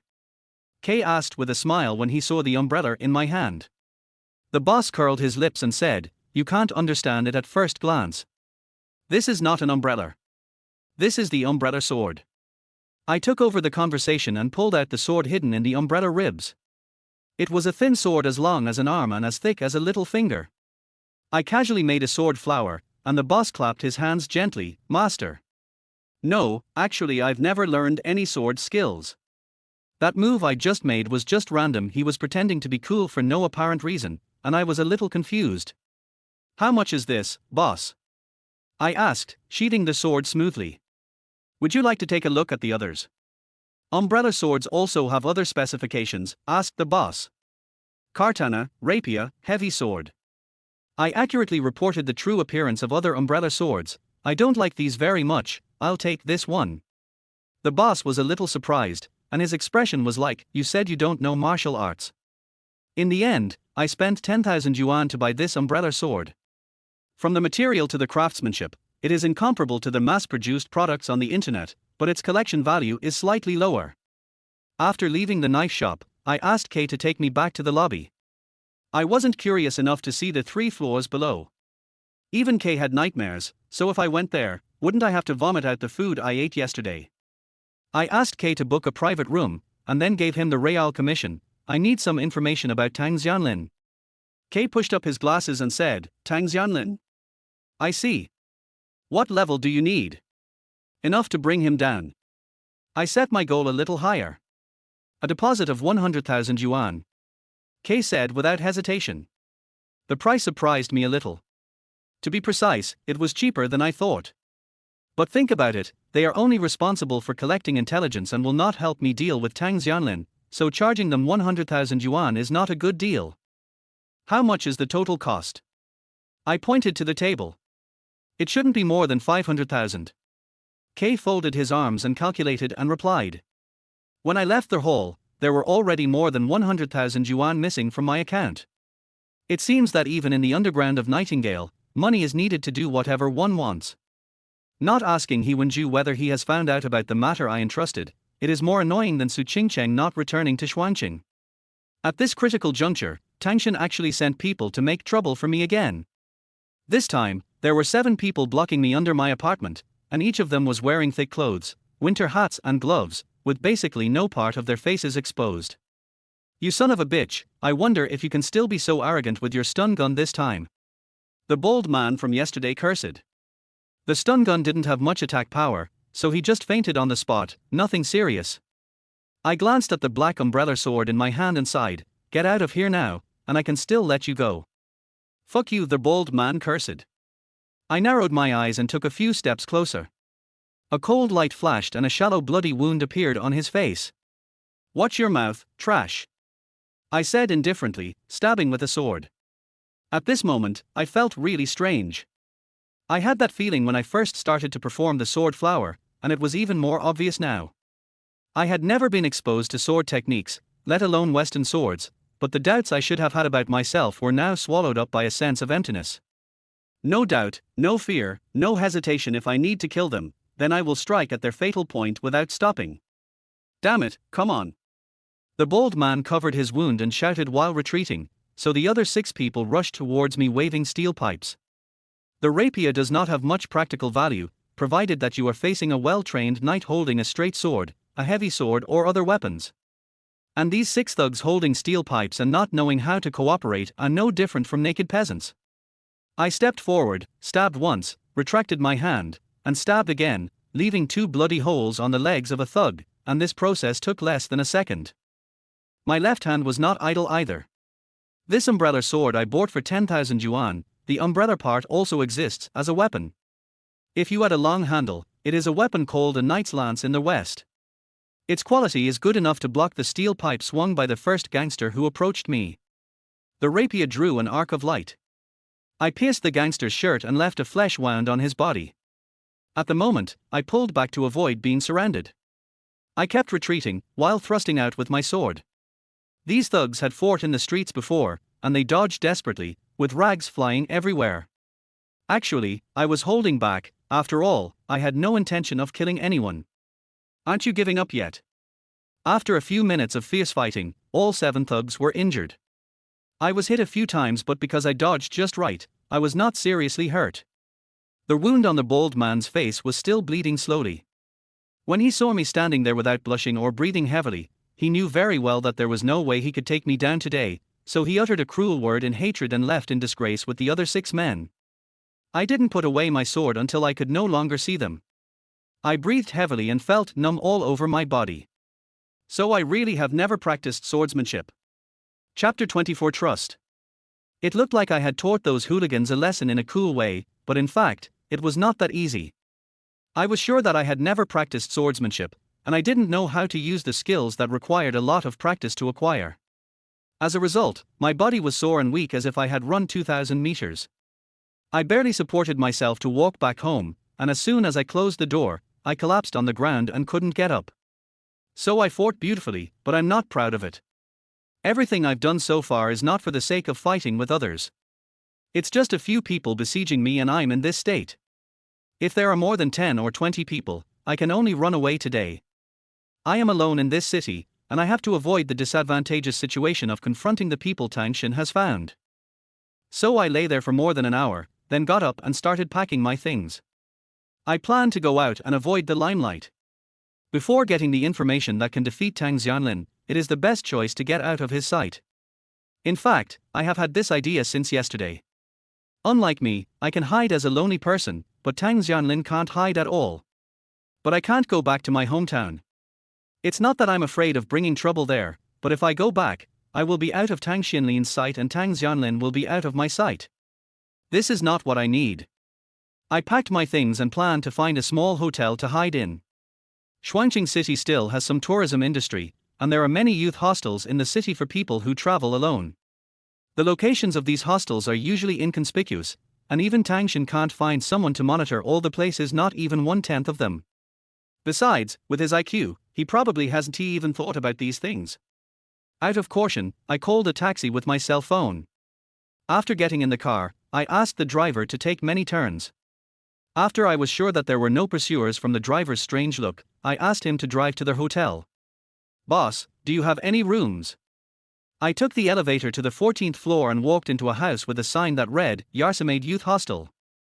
The boss, who was sitting in front of the computer and staring at the monitor, said listlessly, "Yes, how long can I stay?" "Boss, why are you so cold even when an old friend comes?" I knocked on the table and said with a smile, "Oh, it's you, Xu Kuan." The boss looked up at me, not looking happy. After I graduated and left school, I lived here for nearly a year to find a job. The boss was from Guangdong, in his 30s, and he had a wide network of contacts, so no one would come here to cause trouble. "I remember that you rented another apartment after working as a gigolo at Nightingale. Why did you move back?" the boss asked casually as he showed me the way. "Boss, that's old news. I stopped working at Nightingale a few months ago. I still trust this boss. It's just that I'm in a little trouble now." "Trouble? Don't cause me trouble here." "No, I think troubles won't come to me after I live here." The boss smacked his lips and stopped talking, but I knew that Tang Xin's people would never be able to find me unless they saw me directly. "Bring me some bedding and blankets," and the boss left with a cold face.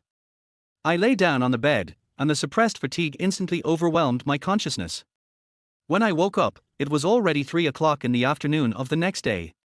After sleeping for half a day, I was mentally fine, but my body still felt tired. "I'm talking to you, don't you have to go to work?" the boss asked, smoking a cigarette, as he passed by the living room. "I'm unemployed now." "Boss, do you have any job recommendations?" I shrugged. The boss groaned, "What kind of job do you want?" He had asked me this question before, and I answered, "A job that makes money quickly and is not illegal," and then he recommended me to Nightingale. "As for now, I need a group of partners." I thought for a moment and answered, then added, "I need a group of people who are brave enough to fight and can be trusted." "Trust? Har." The boss sneered and flicked the ash off his cigarette. "That's the hardest thing to get. Not to mention whether it's trustworthy or not, even if you trust others, they may not trust you." Even so, he still gave a positive answer, "Please wait for a while. I will ask if anyone needs help in the next 2 days." The boss's ability was still so strong that not only did no one come to him, but he told me the next day that the matter was settled. This ability reminds me of Nightingale. Could it be that the boss is also a member of the brokerage team in the hall, or even a member? I didn't feel comfortable asking more questions, so I followed my boss to meet the person who was willing to recruit me that afternoon. "Is this the person you introduced? He looks like just a pretty boy." The speaker was a sturdy man with short hair. The boss got impatient and said, "Da Biao, what are you talking about? What does your appearance have to do with how fierce you are in a fight?" The man called Da Biao curled his lips and said, "Okay, let me introduce myself.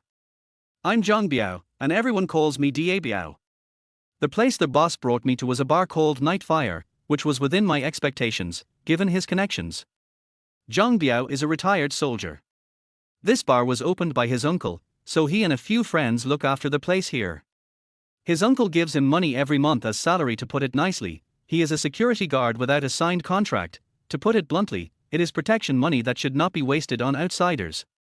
What these guys usually do is to teach someone a lesson when they are causing trouble, and to drive away other hooligans when they come to collect protection money. They are not hooligans, and they are usually very well behaved, so the environment of Yehua is much better than other bars. "Hello, brother Da Biao." I greeted him politely. Zhang Biao shuddered and waved his hands repeatedly. "You can either call me Da Biao or brother Biao, but don't call me brother Da Biao." Zhang Biao said that I was not famous enough to control the place, so he and I were asked to watch the place in Yehua together. His uncle also had other bars, so Zhang Biao had quite a few people. The job of watching the place was very leisurely. There was no need to sign in and out, just show up and sit there, and I was there for 3 days, and there was no one causing trouble. Of course, this should also be due to the fact that Zhang Biao is here. But the peace ended there. Weekends were a time for vacation and for young men and women to indulge themselves. Suddenly, more and more people went to the bar at night. Soon, at midnight, a drunk and crazy man appeared.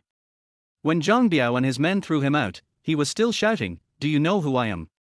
I'll have someone kill you. Boy, have you learned how to deal with this kind of person?" Zhang Biao turned around and said to me who was following behind him. "Well, but what if he really calls someone over later?" I asked, nodding. "Just wait at my door." "Who are you afraid of as my brother Da Biao?" Zhang Biao laughed, and his friends also laughed. "Don't be afraid either. When a real fight breaks out, learn from me. Who the hell touched my brother?" About half an hour later, the door of the bar was pushed open, and a man's roar almost drowned out the noise in the entire bar. Chapter 25, Surrender. A tall figure strode in. He was nearly 2 meters tall and had a very strong build, even bigger than Zhang Biao. "It's me." "So what? Draw the line." Zhang Biao stood up, not afraid at all. The big man frowned and pointed outside the door. "I won't disturb you from doing business, let's fight outside." Zhang Biao nodded and followed him out. I and a dozen other people followed him. When he came out, he saw that there were also 13 or 14 people on the opposite side. Although they were not as strong as the leading man, they were all strong. They folded their hands and did not speak. I can understand Zhang Biao's feelings at this moment. He is not afraid of gangsters at all, but the problem is that this group of people now do not look like gangsters at all. "I don't care what happened. Since you touched my brother, let me punch you 3 times, and after 3 punches, everything will be settled," the big man said coldly. If you don't look at his expression, others might think that such serious words are humiliation. "Who do you think you are? If you ask me to be beaten, I will be beaten," Zhang Biao said in a deliberately nonchalant manner. "Darqin Boxing Gym, Qin Chuan." The big man gave his name. Darqin Boxing Gym is a martial arts gym that teaches a kind of Qin family boxing, and even I have heard of it a little. Of course, the meaning of Qin Chuan mentioning Darqin Boxing Gym is not to use it to pressure others, but just to reveal a meaning.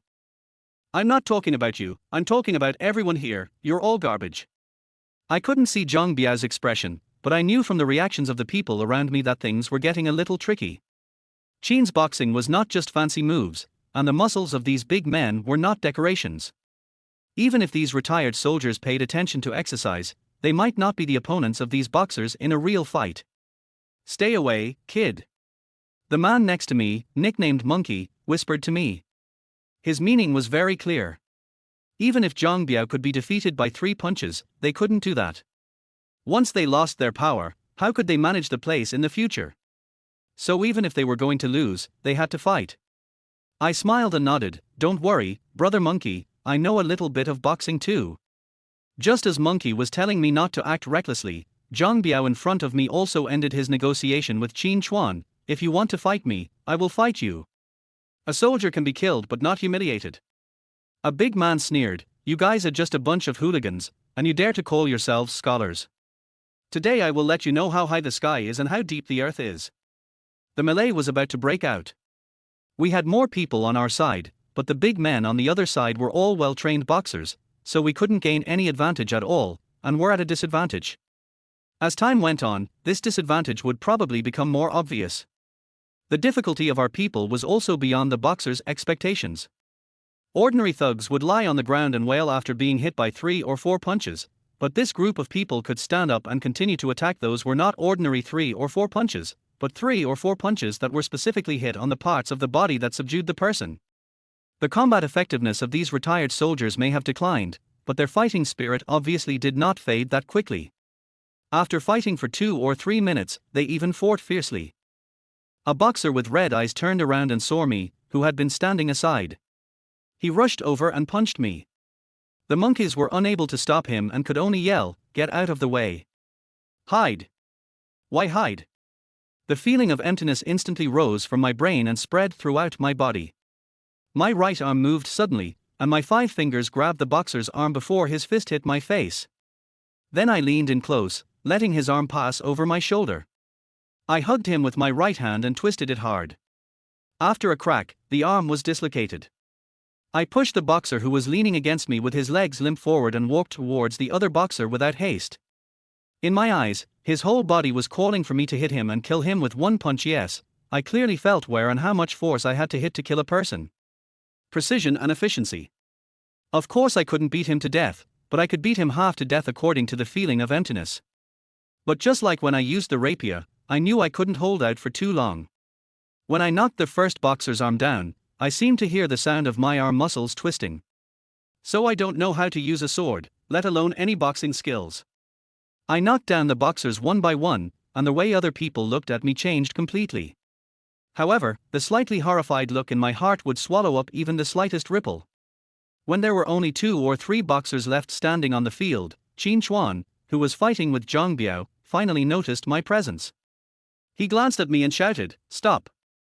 Everyone, including me, stopped and looked at him. Qin Chuan calmed down and said, "We admit defeat."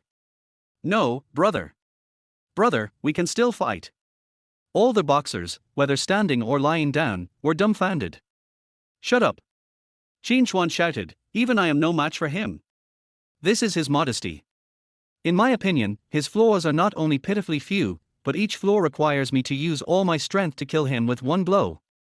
If it really comes to that, I will probably strain the muscles in both arms and break the skin on my fists.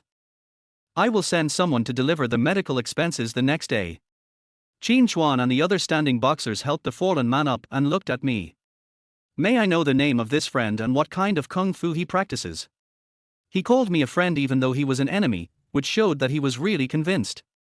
The feeling of emptiness disappeared, and distress and fatigue suddenly surged up. I replied weakly, "I am just a nobody, and I only know a little military boxing." Qin Chuan's eyes became serious and he nodded. The group of people from the Darqin boxing gym got into a Wuling Hongguang and left. "You little brat, you actually have such a trick and you hit it really well." Zhang Biao, with some bruises on his face, came over and patted my shoulder and laughed. be gentle, brother Biao."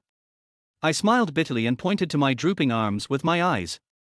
Zhang Biao looked puzzled, then he pulled up my sleeves and took a breath of cold air. "I say, your arms are too swollen." "That shouldn't be the case." Monkey and the others also shouted. In their opinion, my boxing skills require a lot of practice to develop. How could my arms be almost useless after just one use? So, I really don't know any sword skills or boxing skills. But in this way, Zhang Biao and the others should think that I can be trusted, right? Chapter 26: The Lamb. I sat up in bed, somewhat confused about the dream I had just had. After we beat away the people from Darqin boxing gym yesterday, Zhang Biao gave me a bottle of medicine for bruises and then gave me a day off, saying that I could go back to work when my arm had healed. Back to the topic, I have seldom dreamed in the past year or so, but it has been increasing in the past few months. I just had a dream, and it was about Su Qingcheng. I dreamed of her smiling sweetly, but I was not happy at all. I just felt like I saw a ghost.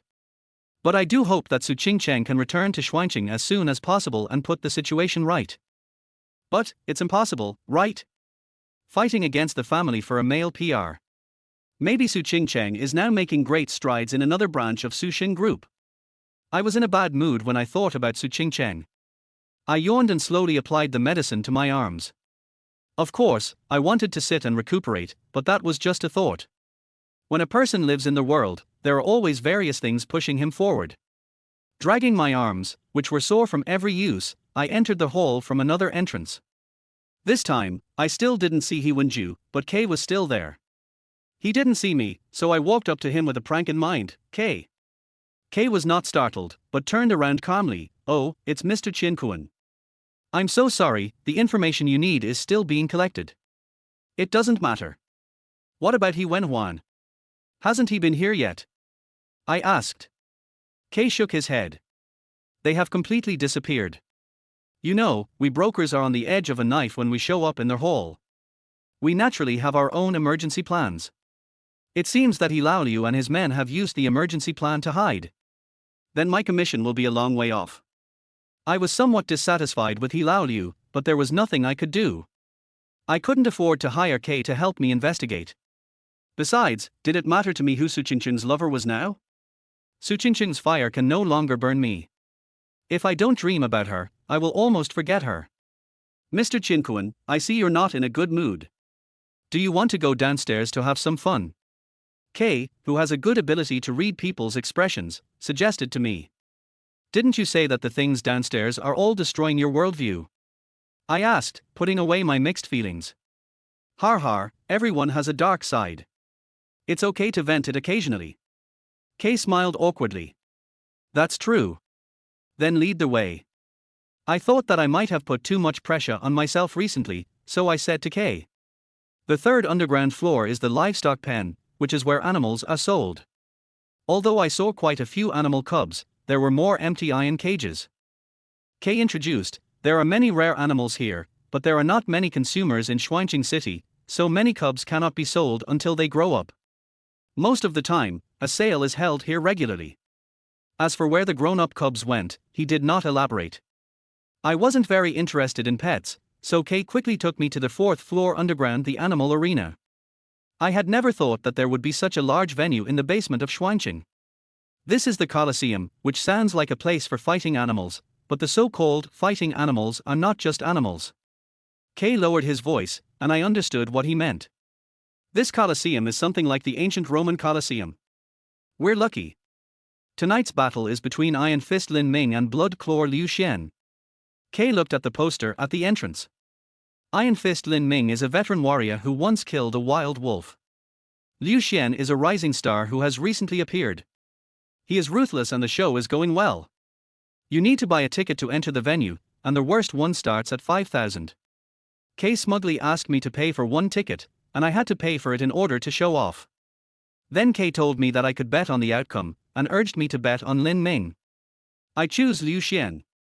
I said this and bet a full 500,000 yuan, which is 99% of my bank balance. But Mr. Chin Kwon, you haven't even seen the performance of these two people. Kay said in amazement. I knew he would win when I saw the look in his eyes. There was a hint of unquestionableness in my hoarse voice. Kay stopped talking. I guess he was muttering in his heart that rich people are really crazy to invest so much money with just a glance, and then, he also bought Liu Xian for 50,000 yuan. Mr. Chin Kwon must have his own unique vision to be able to become a superior person. I believe in you. Although he said so, K's painful expression completely destroyed his image as an elite. The fight hadn't started yet, so we sat down in the venue. As the time approached, the venue was already full of people, most of whom were members, disguised like me, with fanatic eyes, making the atmosphere in the venue agitated. When the two gladiators stepped into the wide circular arena, they waved their arms and shouted nonsense loudly, and the restless atmosphere was completely ignited. However, this had little effect on the gladiators in the arena. One of the two was tall and strong, Iron Fist Lin Ming, the other was of average build, Blood Claw Liu Xian. They were both wearing sports vests and shorts, and cloth shoes, which was the fairest for two people who both relied on bare hands to fight. Lin Ming was the first to move. When he and Liu Xian were walking towards the center of the field face to face, he suddenly accelerated and rushed towards Liu Xian, punching him. Liu Xian seemed to have no reaction and fell into a passive position, taking punch after punch. Liu Xian! Fight back, Liu Xian! Kay beside me shouted at the top of his lungs. I silently looked at the beaten figure in the field, as if I could see his eyes. The eyes on the poster had a chilling, empty look. Blood spurted out, literally, spurted out, from Lin Ming's bare left wrist. His left palm was thrown to the ground by Liu Xian. It happened too fast, I couldn't see it clearly. If I were in that wonderful state, maybe I could see it clearly, but I really couldn't see it clearly now, and I guess it was the same for others. The whole venue was quiet for a moment, and then it became even more excited. Blood claw! Blood claw! Blood claw! They cheered enthusiastically. Lin Ming did not go into shock due to the severe pain of losing his palm. He retreated quickly. At the same time, Liu Xian bent his legs slightly and jumped directly towards the retreating Lin Ming. This was a huge floor, because Liu Xian had no way to dodge in the air. Lin Ming's expression became even more distorted because of the surprise, and he swung towards Liu Xian with his intact right fist. But that's not the impression I have in my mind. How can a lamb resist a hungry tiger? Chapter 27 Blood Claw. Lin Ming punched Liu Xian, who was rushing towards him. Before he was hit, Liu Xian stretched out his hands and grabbed his wrist first, and used the thrust to complete the forced landing.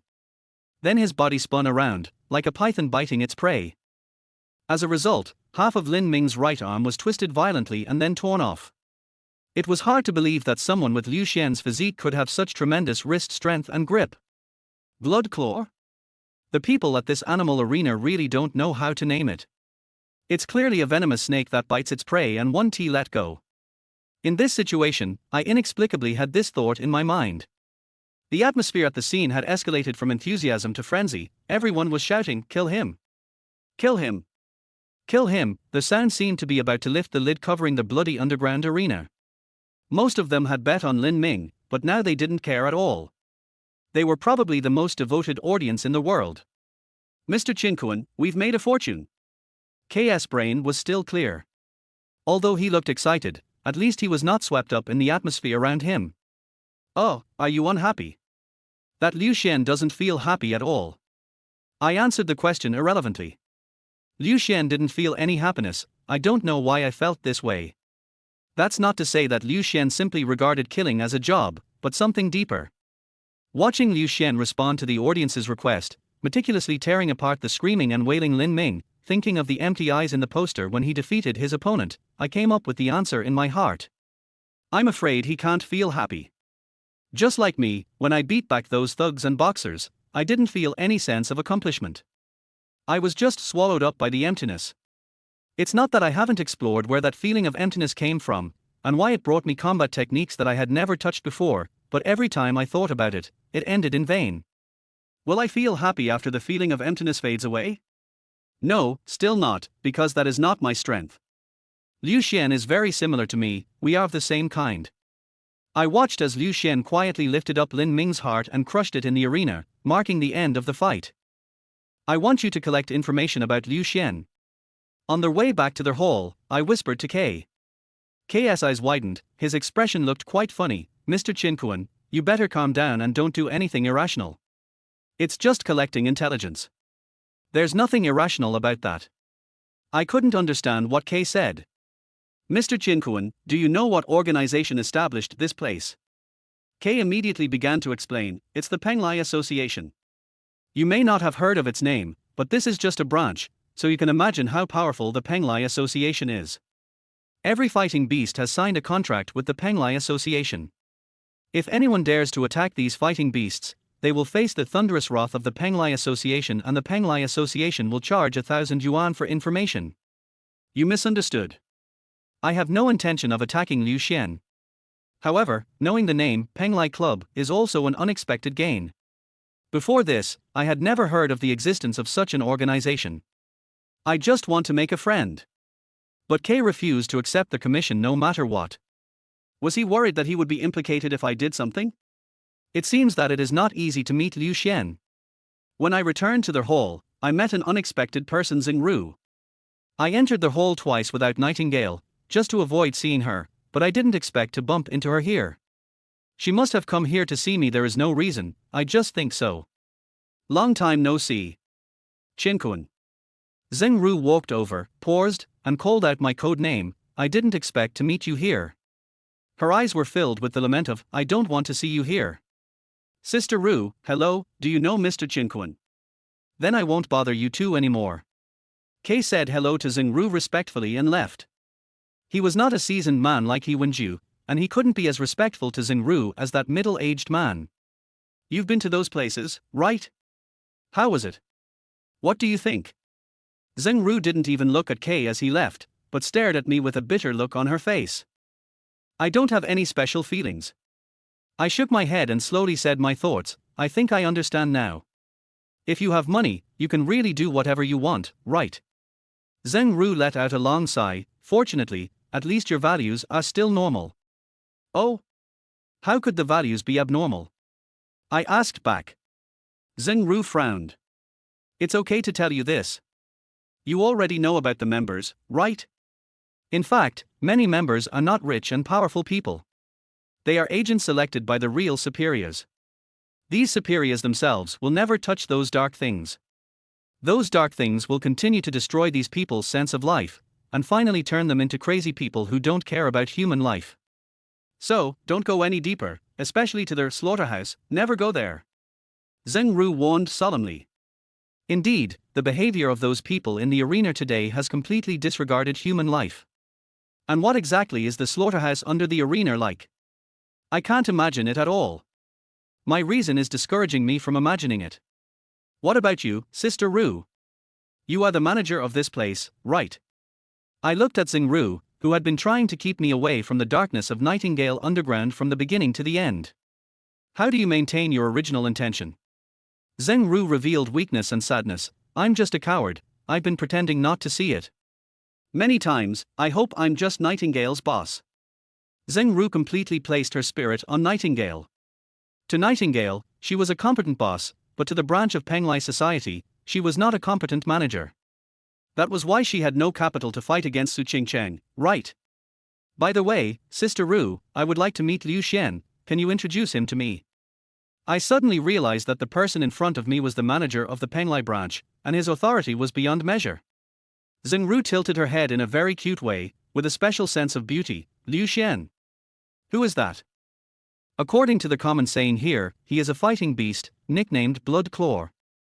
I can understand that Xingru didn't manage the underground branch well and didn't know who Liu Xian was. Xingru's face turned serious. I say, what do you want to do, Akuan? You can't touch the fighting beasts of Penglai. The last member who wanted to have a fake fight was sunk into the Yangtze River. I said I just wanted to make a friend, but Xingru never agreed.